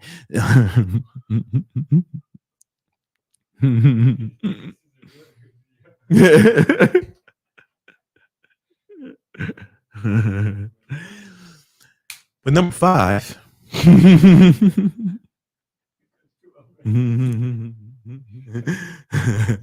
Number 5, you want to master your emotions. Right? This is very important because if you can't master your emotions, if you can't control your emotions, you can't control money. Right? That's what Warren Buffett said. Right? Warren Buffett right here, right here. If you can't control your emotions, then you can't control your money. And that's Warren B. You know what I'm saying? Warren. You know what I'm talking about? Berkshire Hathaway. You heard me? Motherfuckers don't know nothing about that Berkshire Hathaway money, man, that guap, right? And and here's why that happens. This is from another presentation I did, man, but just shut the fuck up and listen, right? You know what I'm saying? Your emotions impact your actions. Your emotions impact your actions. Now they don't have to control it, but they definitely play an impact. I mean, they definitely play a role. For example, you know, if you're really horny, super horny, you might have sex with somebody that, you know, you wouldn't have had sex with if you was in your calm mental state. You know, if you're really angry, you might fuck somebody up. You know what I'm saying? And you wouldn't have did it if you were calm, right? If you were really sad, you might fucking, like, let's imagine you're supposed to go to the gym today. You're supposed to work out, right? But your dog dies like right before you go to the gym. But your dog died earlier that week, right? It might be difficult to fucking train, man. You all sad and shit because your dog's died, right? And it would make sense. I wouldn't call you a bitch for that. I would understand that, man. I mean, you got to go anyway. Obviously, you got to go anyway. You got to go anyway. But it would be more difficult, right? And a lot of people wouldn't go, you know. But now let's say you was watching one of Brandon Carter's motivational videos from like 2014. You put one of those on, excuses off of bitches, or one of them classics. Shit, you motherfucking, you bust through the wall of the gym like the Kool-Aid man, lifting all the weights. You're gonna be hitting PRs and shit, right? Because your emotions affect your actions, right? Right? Your emotions affect your actions, right? And here's the thing: negative emotions lead to negative actions, right? Positive emotions lead to positive actions, right? I'm telling you. Let me explain. Let's say the action. Let's say our action. Oh, let's say you want to spend the action you want to take. Right, you want to spend time with your kids, right? But the emotion you're in,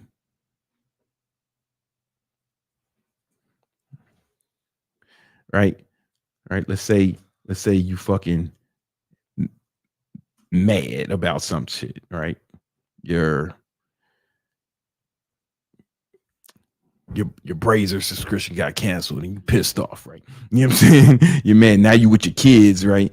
You know, what kind of you might do more harm than good if you all pissed off in that shit. You're gonna be, even if you do perform the action to spend time with your kids, it might not be an enjoyable experience for either one of you, right?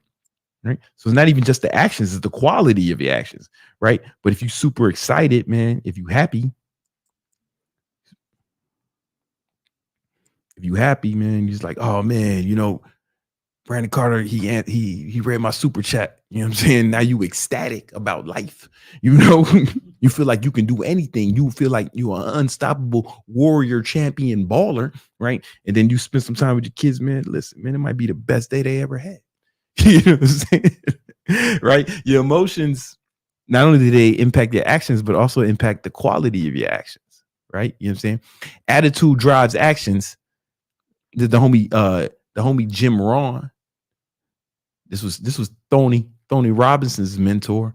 He said, attitude drives actions, actions drive results, results drive lifestyles. Real shit. You know what I'm saying? So you got to learn how to control your emotions, right? And the ability to control your emotions. Here's what I want to say. All right, here's what I want to show you. This is from another presentation, but just pay attention, right?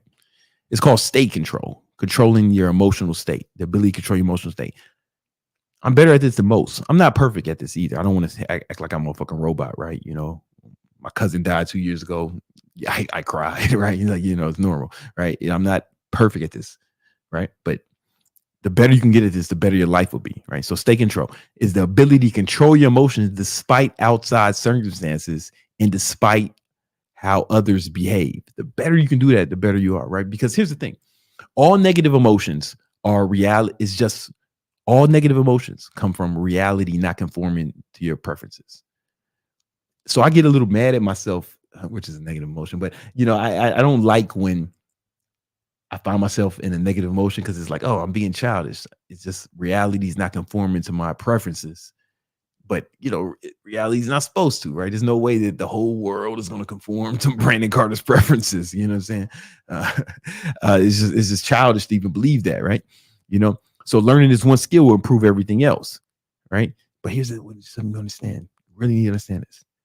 Emotions are important for the reasons we outlined, but emotions are not real.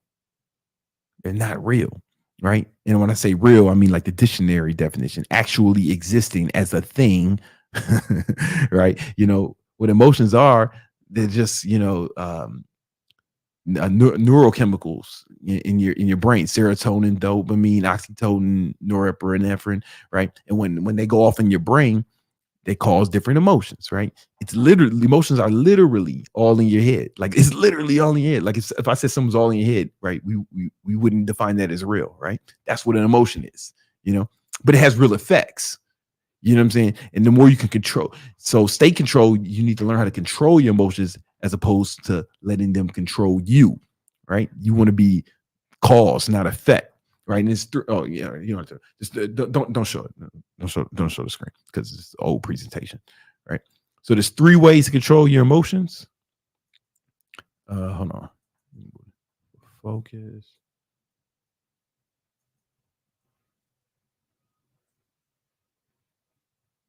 All right. The 3 ways to control your emotions, right, are your environment,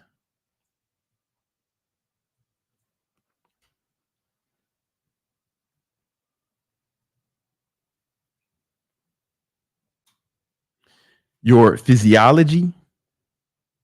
I'll explain what this means.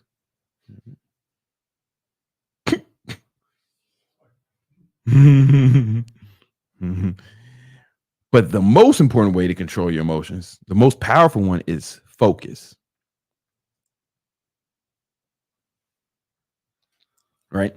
So I'm going to break down each one of these, and the better you can get at this, the better you will be at everything in life, right? I'm telling you, this is if I can teach you one thing, it would be this. I could have made the whole video about this. In fact, I probably do have a video on this somewhere, right? So focus.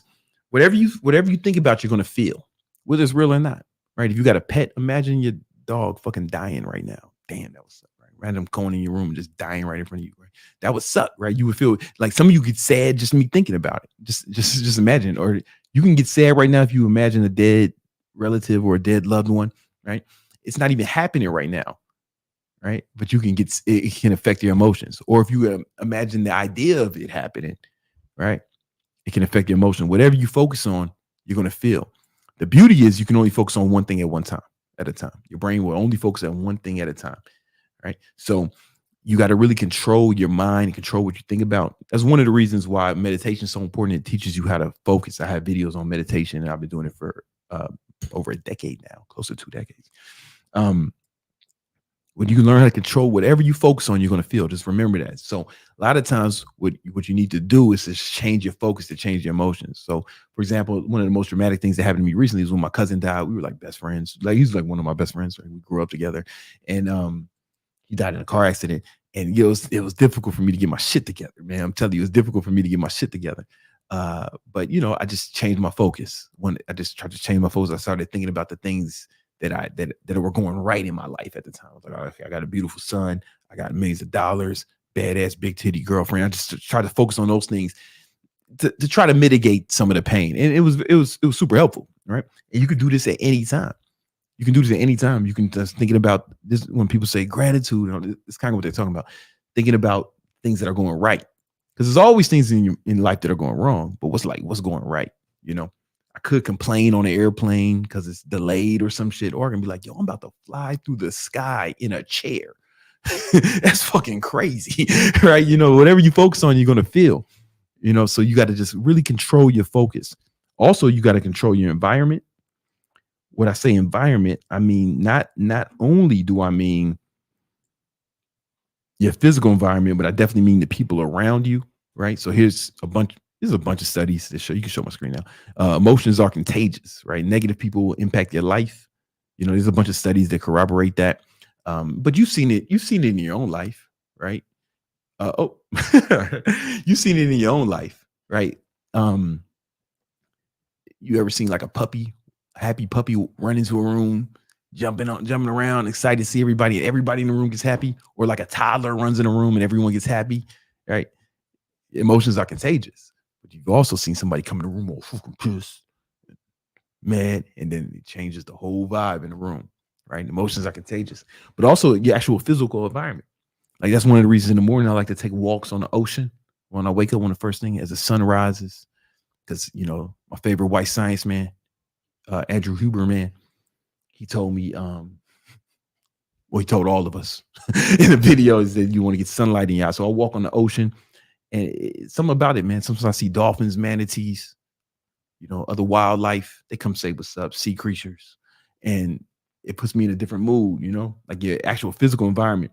But another thing that can change your emotion at any time is your physiology. And that's like how you move your body. Like if you wanted to be tired right now, you could just start slouching, start doing this shit like a pothead or something, dope fiend, right? But if you start moving like this, you start feeling emotion creates emotion, right? And the studies that show this, like the people starts to smile, they actually start releasing different neurochemicals in their brain. Like it actually releases like oxytocin, norepinephrine, different. Your emotion, your physiology actually can control your emotions, right? And you've seen this before, man. You know what I'm saying? Like, especially if you ever been to a black church. Like, listen, man, these is jokes, but it's based off reality. If y'all come to church with me, you're gonna see a lot of hooping and hollering, and you're gonna feel good. There's gonna be a band there. Everybody's gonna say, "Hey, how you doing, man? Good to have you here. It's good to hear. How you been, brother?" Right? Everybody's so pleasant. Motherfuckers are there. The preacher up there sweating like a whore, sweating like a whore in church. But he's preaching. And then everybody's like, yeah, go. Oh, take your time now. Look, take your time now, bro. Right. And everybody's excited, man. Just shake your neighbor's hand, right? Yo, I leave that motherfucker on top of the world, man. Just the environment, right? You know what I'm saying? And yo, it really, a lot of that is your physiology, though, right? You know what I'm saying? You get the preacher in a black church, at least, he's controlling your physiology. He's telling people, hey, get up and clap for us. You know what I'm saying? You know, he's asking you to sing songs. He'll make you stand up for the Lord, shake your neighbor's hand. The reason he's doing that, though, he might know, he may not, right? But he's controlling your physiology, right? If you just sit down, you liable to get tired hearing some motherfucking 2,000-year-old stories and shit. You know what I'm saying? But if he make you stand up and sit down, man, time sing a song, you know what I'm saying? He's changing your emotions, right? But then it's also your whole environment. Everybody's happy, enjoyment, you know, and you focusing on the Lord, you know. So your focus is off your problems. You're focusing on what the Lord has done for you. You're focusing on what the Lord has done for me. and you're focusing on the positive, right? Like it's a perfect example. The black church is a perfect example of how all three, the whole trifecta of environment, focus, and physiology can control your emotions. Mm-hmm. It's a beautiful thing, man. It's a beautiful thing.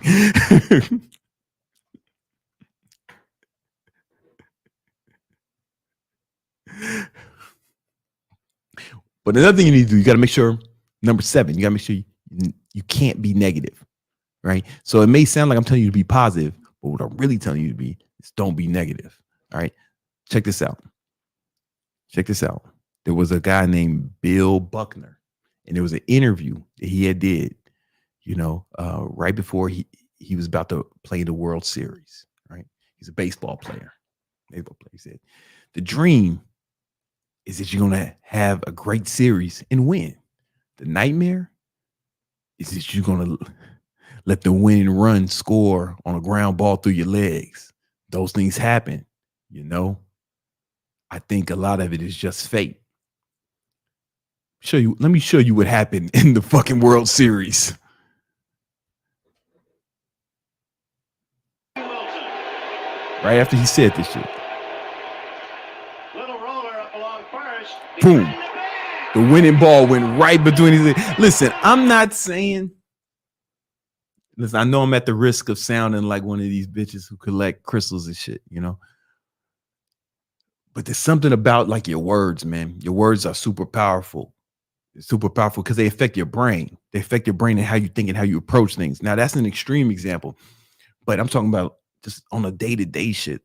Like I don't even let people say certain things to me or around me because you become like people around. So if somebody's around me and they say, man, so what I'm trying to do is, I'm like, you doing what? I'm trying. Try? You a motherfucking try, baby? We don't try shit around here. We either do it or we don't. You know what I'm saying? And they're like, oh, I'm just, yeah. You can. I don't care what you do at your own time. You can be a try. You can try to do shit on your own time, right? When you're in here, we're not trying. When you're at home, you can try to do all types of shit, right? You can try. I don't care what you do in your home. You can try. You can have 2 boyfriends.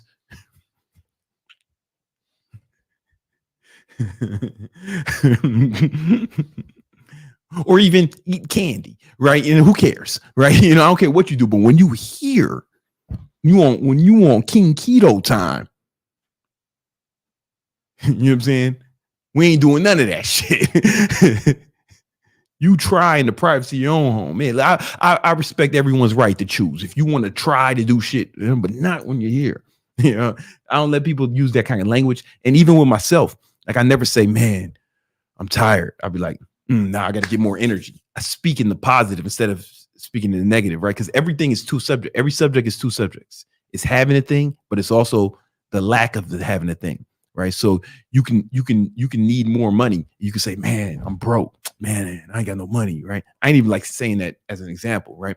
But instead of saying that, you could say, yo, I need to find a way to get more money. I need to figure this out, right? Because you're saying the same thing, but the first version of you sound like a hoe. You sound like somebody who's given up. You're waving the white flag, surrender. You know what I'm saying? Oh man, woe is me. Like you looking for sympathy, like a bitch, right? But the other guy's like, nah, listen, I need to figure out how to get some more money, man. Where it at? What we gonna do? What we gotta make? How we gonna make it happen? That's the motherfucker. Who would you bet on? The motherfucker says, man, I ain't got no money. Or the motherfucker says, yo, I need to find a way to get some more money. Who would you bet on? But they're both saying the same thing, right? So I'm not telling you to even be positive. I'm telling you, don't be negative. Don't even say that. I won't even say I'm thirsty. I'll be like, yo, I got to get something to drink. I'm neurotic about it. And because it's powerful, man. Like negativity, not only is it contagious, but it can fuck with your brain, because remember, whatever you focus on, you're going to feel. We already talked about this. So if you focus on, oh, I'm sleepy. No, man, I need to get some more energy, right? Because you say you're sleepy, you're gonna get sleepier.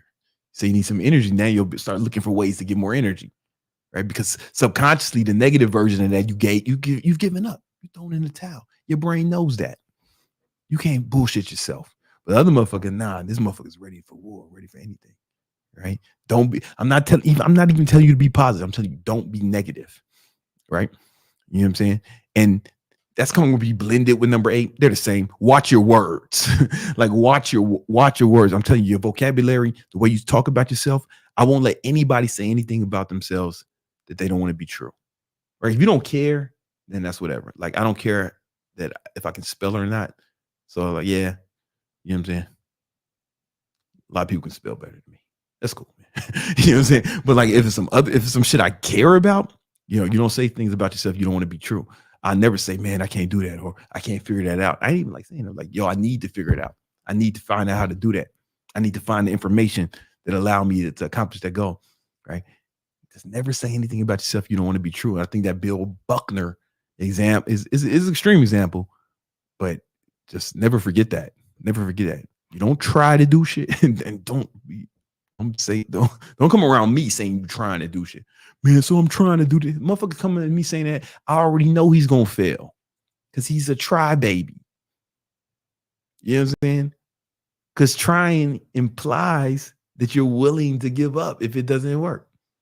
Right? The implication is there, right? You try. You know what I'm saying? No, I'm gonna do this. And I don't care how long it takes or what kind of effort I have to put in. Approach it with that kind of intensity, or don't approach it at all. You know what I'm saying? Which leads us to number 9. It's like the way you need to set your goals. And I really learned this when I had a guitar teacher, right? Back when I was, learning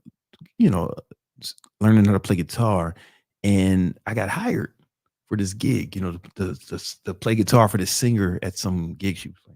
And I had to learn these songs. I didn't really know them. They had some different chords, like, minor 7s, major 7s, shit that I wasn't as familiar with. And diminished chords, ninths, all that shit, And I was working with my teacher, and after a while I started to get, he's like, I was like, oh yeah, I got it. He's like, you got it that time. But amateurs practice till they get it right. Professionals practice till they can't get it wrong. Right.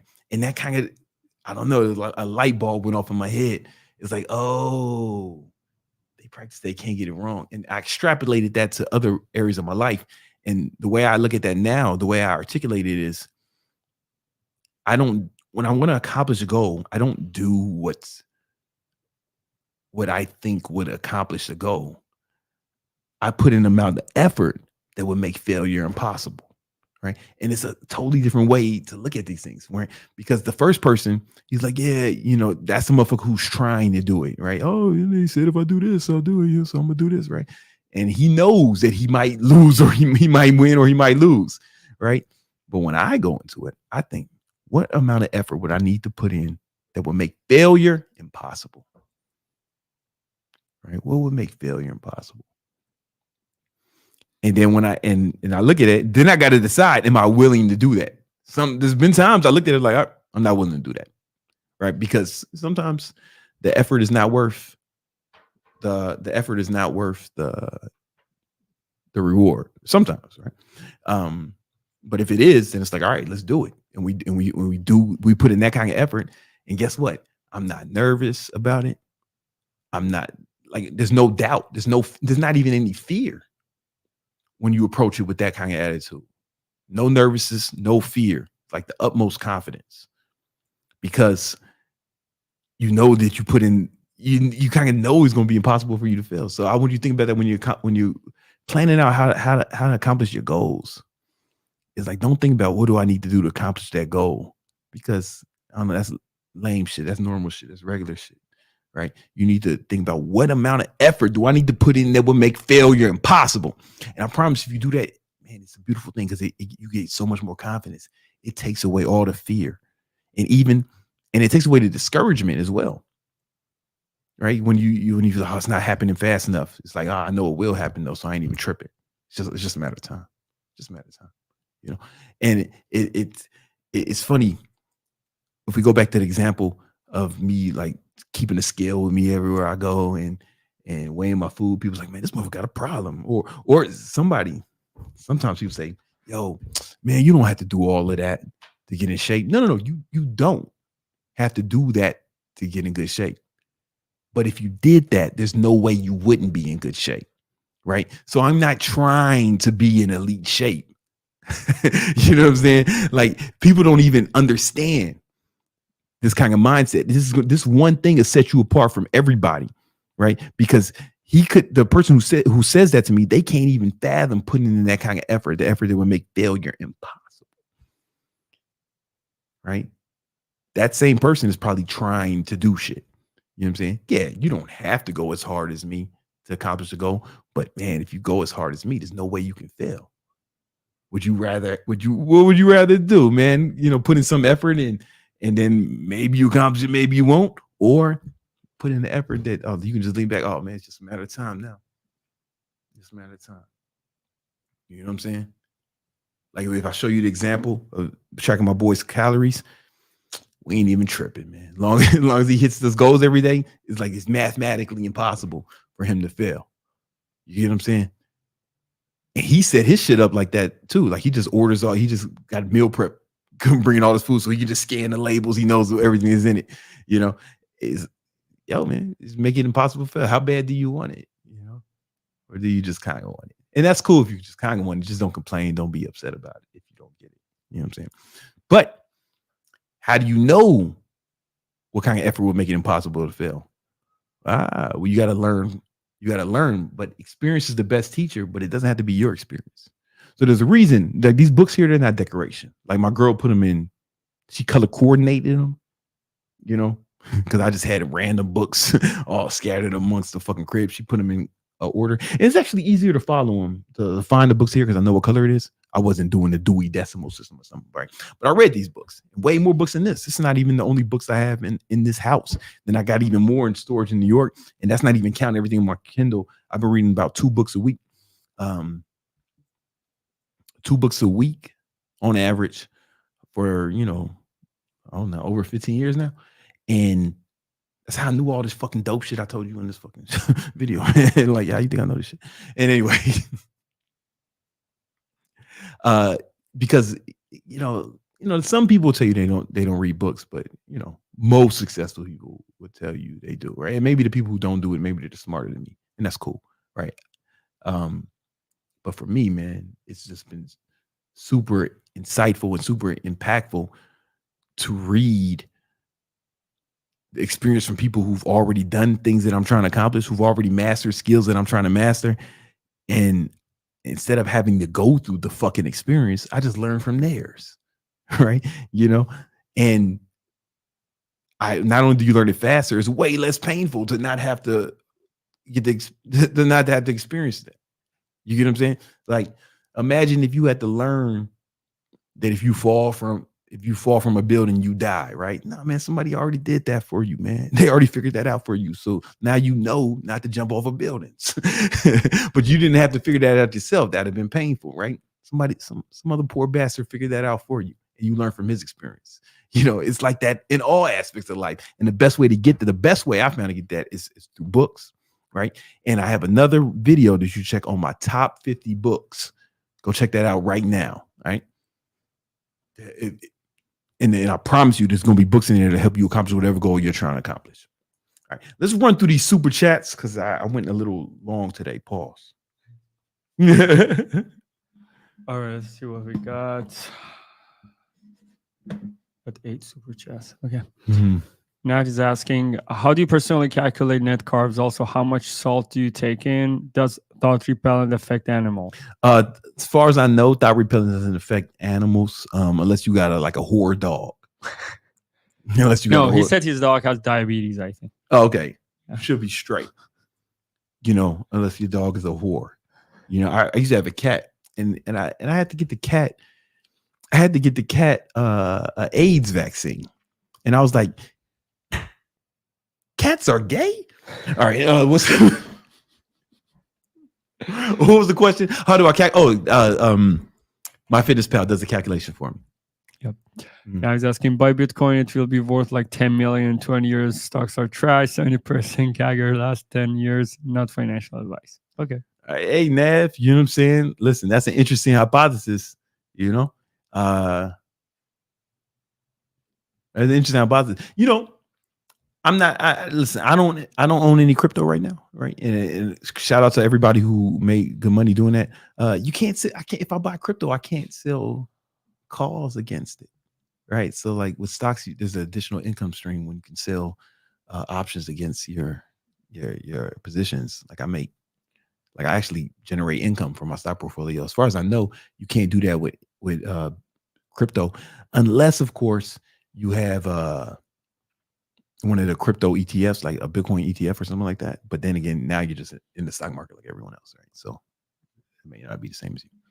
I'm busy asking, BC, I decided I wanted to lean bulk, so I weigh 180 times 10, and I'm supposed to eat 1,800 calories. If I want to lean bulk, how much more calories? Times 10?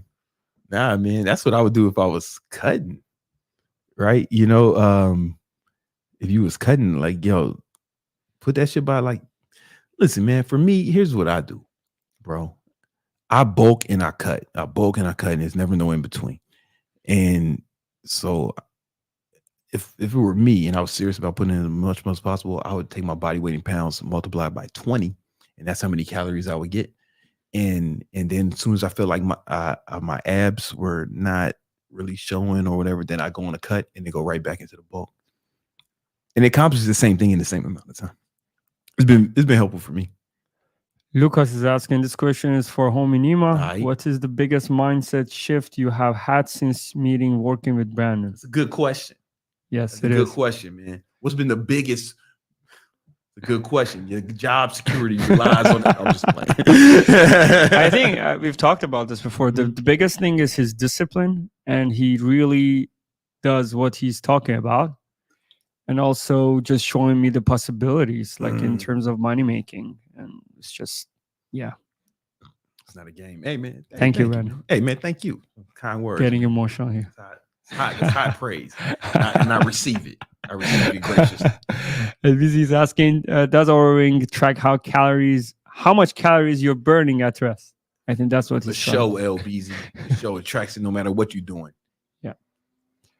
Carlos is asking, what's a better career path for working 12 hours a day potential? A power lineman or Amazon FBA with a mentor? Thank you for the Monster course. You're welcome, man. Listen, I don't know what a power lineman is, so Listen, and you know, you can make money. And as far as Amazon FBA, I mean, you can make money with any business, right? If that's something you're into, like if you feel like that will be rewarding and something that you can get into, then go for it. But you can make money with it, with like literally any business, man. All it is, listen, man, every business will work, right? It's just you just got to sell a product or service for more than it costs you to deliver it. BBC's back. BBC, is it too late to prove to my hater and my ex who cheated on me that they were wrong at 30? Man, I'm grinding to make failure important. It ain't never too late, man. It ain't never too late to hate. It ain't never too late to hate, man. You know what I'm saying? Show that hope, man. Show that. Listen. Make her regret that decision with your success, though. Gymnasium Mike Wazowski. Great VC. How did you deal with the ups and downs of mood during your early 20s? Yeah, this is a good question. In my early 20s, and that's when my father blew his motherfucking brains out, right? So this was before the iPhone was invented. So what I did was I bought these little notebooks, these little miniature moleskin notebooks. I don't know, and I would keep one, and every day I would make a little chart, and I would write out the hours of each day. Right, these are hours. I'm not going to fucking write numbers for you, right? And then I would also number it like 1 to 10. So 10 would be like, yo, man, the fucking best mood I've ever been in. Right, 1 would be like a motherfucker with a bottle of Jack Daniels and a revolver, trying to decide if he's really gonna go to work today, right? You know what I'm saying? And I would just mark it, you know. Hold on. 6, 7. Oh, it's 8. Right, and I would just mark, and then no matter where I was at each day, I would set an alarm on my phone, my Motorola Razor, to go off every 2 hours. And every 2 hours, I just mark, hey man, where am I on the chart, right? And you know, it will fluctuate. Everybody's emotions are going to fluctuate every day throughout the day, right? So like when people say, I just want to be happy, they don't even know what that means, right? Because nobody's there's never no version of reality where you're going to feel one emotion consistently for the end of the time, right? Everybody's emotions are going to fluctuate from moment to moment. You know what I'm saying? Definitely throughout from day to day. If you're a woman, from minute to minute. You know what I'm saying? Right. So then I would like track this, right? And I would make it would end up being a graph, like where I'm at. And then what I did was I would mark the highs and I would mark the lows. The peaks and the valleys, right? The peaks and the valleys. And I would like take a note of why that happened, what caused the low and what caused the high. Right.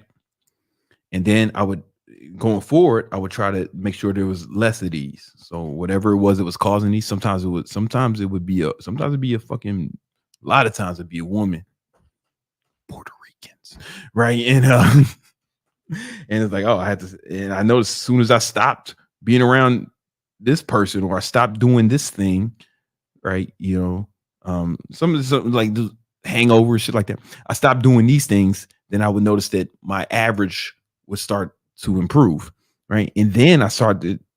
So first, you want to find out what the lows are, right? Again, life is all math.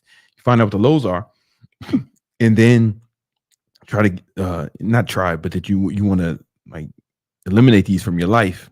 Sometimes it's people, sometimes it's things, sometimes it's you know things you're doing that you got to change, you know. And then whatever was causing these, if they were positive, right? Like, you know, obviously if you got a fucking high from smoking crack cocaine and that's not something you want to replicate on a consistent basis, right? But if it was something positive, then I would make sure I replicate these more, right? And then what would happen, because here's the thing. When people say they want to be happy, what they really mean is they want their baseline level of happiness, right? So if you were to take an average for the day, right, that's what your baseline is. Right. So let's just say in this example, my baseline level emotion was 5, right? An average of all the highs and the lows. Right? What they really mean is they want their baseline to be at. Well, when you start tracking it, I would notice that, okay, over time, I get rid of the lows, start to replicate some of these highs. Right. Boom. Then next thing you know, the chart would start looking like this, because the lows aren't there. I mean, there still be some things, right? Nobody's perfect, but the less lows, more and lower lows and higher highs is what you're looking for. You're looking for lower lows and higher highs, like a stock chart, like that Celcius stock chart, right? And then what I noticed, now my baseline was actually higher, meaning that I was in a higher, higher vibration or a better state for longer periods of time, right? And basically, you just gamify it. And I did that with the paper. I would do that every day. But now there's an app.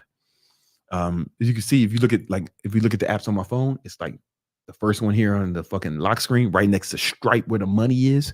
Look at my phone. You just know something about me. It's that emotional shit, right? The app, Stripe, payment processor. Me to talk to my team and my fitness pal. If you want to know how shit I care about, right? But there's an app called iMood Journal, and it's like one of the only notifications that goes off on my phone. And then throughout the day, I just mark where I'm at, and then if it's some super high, I can see why. If it's some super low, I can see why. And then I just it does the average for you, right? So last month my average was 7.2, which is a good place for me, right? Because remember, 10 is like, nobody's living at 10 all the time. 10 is how Drake felt when the motherfucking Raptors won the NBA championship. Raptors don't win the NBA. They only did that shit once, right? So like 10 is like something really rare, right? So nobody can live it at 10, right? But 7, for me, that's a good place to be. And I just know if my average starts to drop, then I need to take action with that. I know that might not have been the answer you're looking for, but that is exactly what I did. Like, it's exactly what I did, exactly what I do. And that's why I'm happier than all of y'all. Hey, man, this has been another episode of That Victory Talk. We do this every Wednesday and we do this every Tuesday and Thursday, 7 p.m. Eastern time. Next Tuesday, we ain't going to be here. And it ain't my fault. I'm going to be right here doing this shit by myself. Nobody's going to be here to work the camera. So I'm going to do a victory talk for myself for a viewership of 1, because there's going to be nobody here to broadcast it. I ain't going to say no names. I ain't going to blame nobody. I'm not going to put the blame on anyone. I'm just saying I'm going to be here doing the podcast. It's just not going to get broadcast to you. And I'm not blaming nobody. I'm going to be here. Nobody's going to be broadcasting it next Tuesday. You can. It's not for me. It's for you guys to say who's to blame, not for me. You know who the hate mail should go to, not me. I'm going to be here.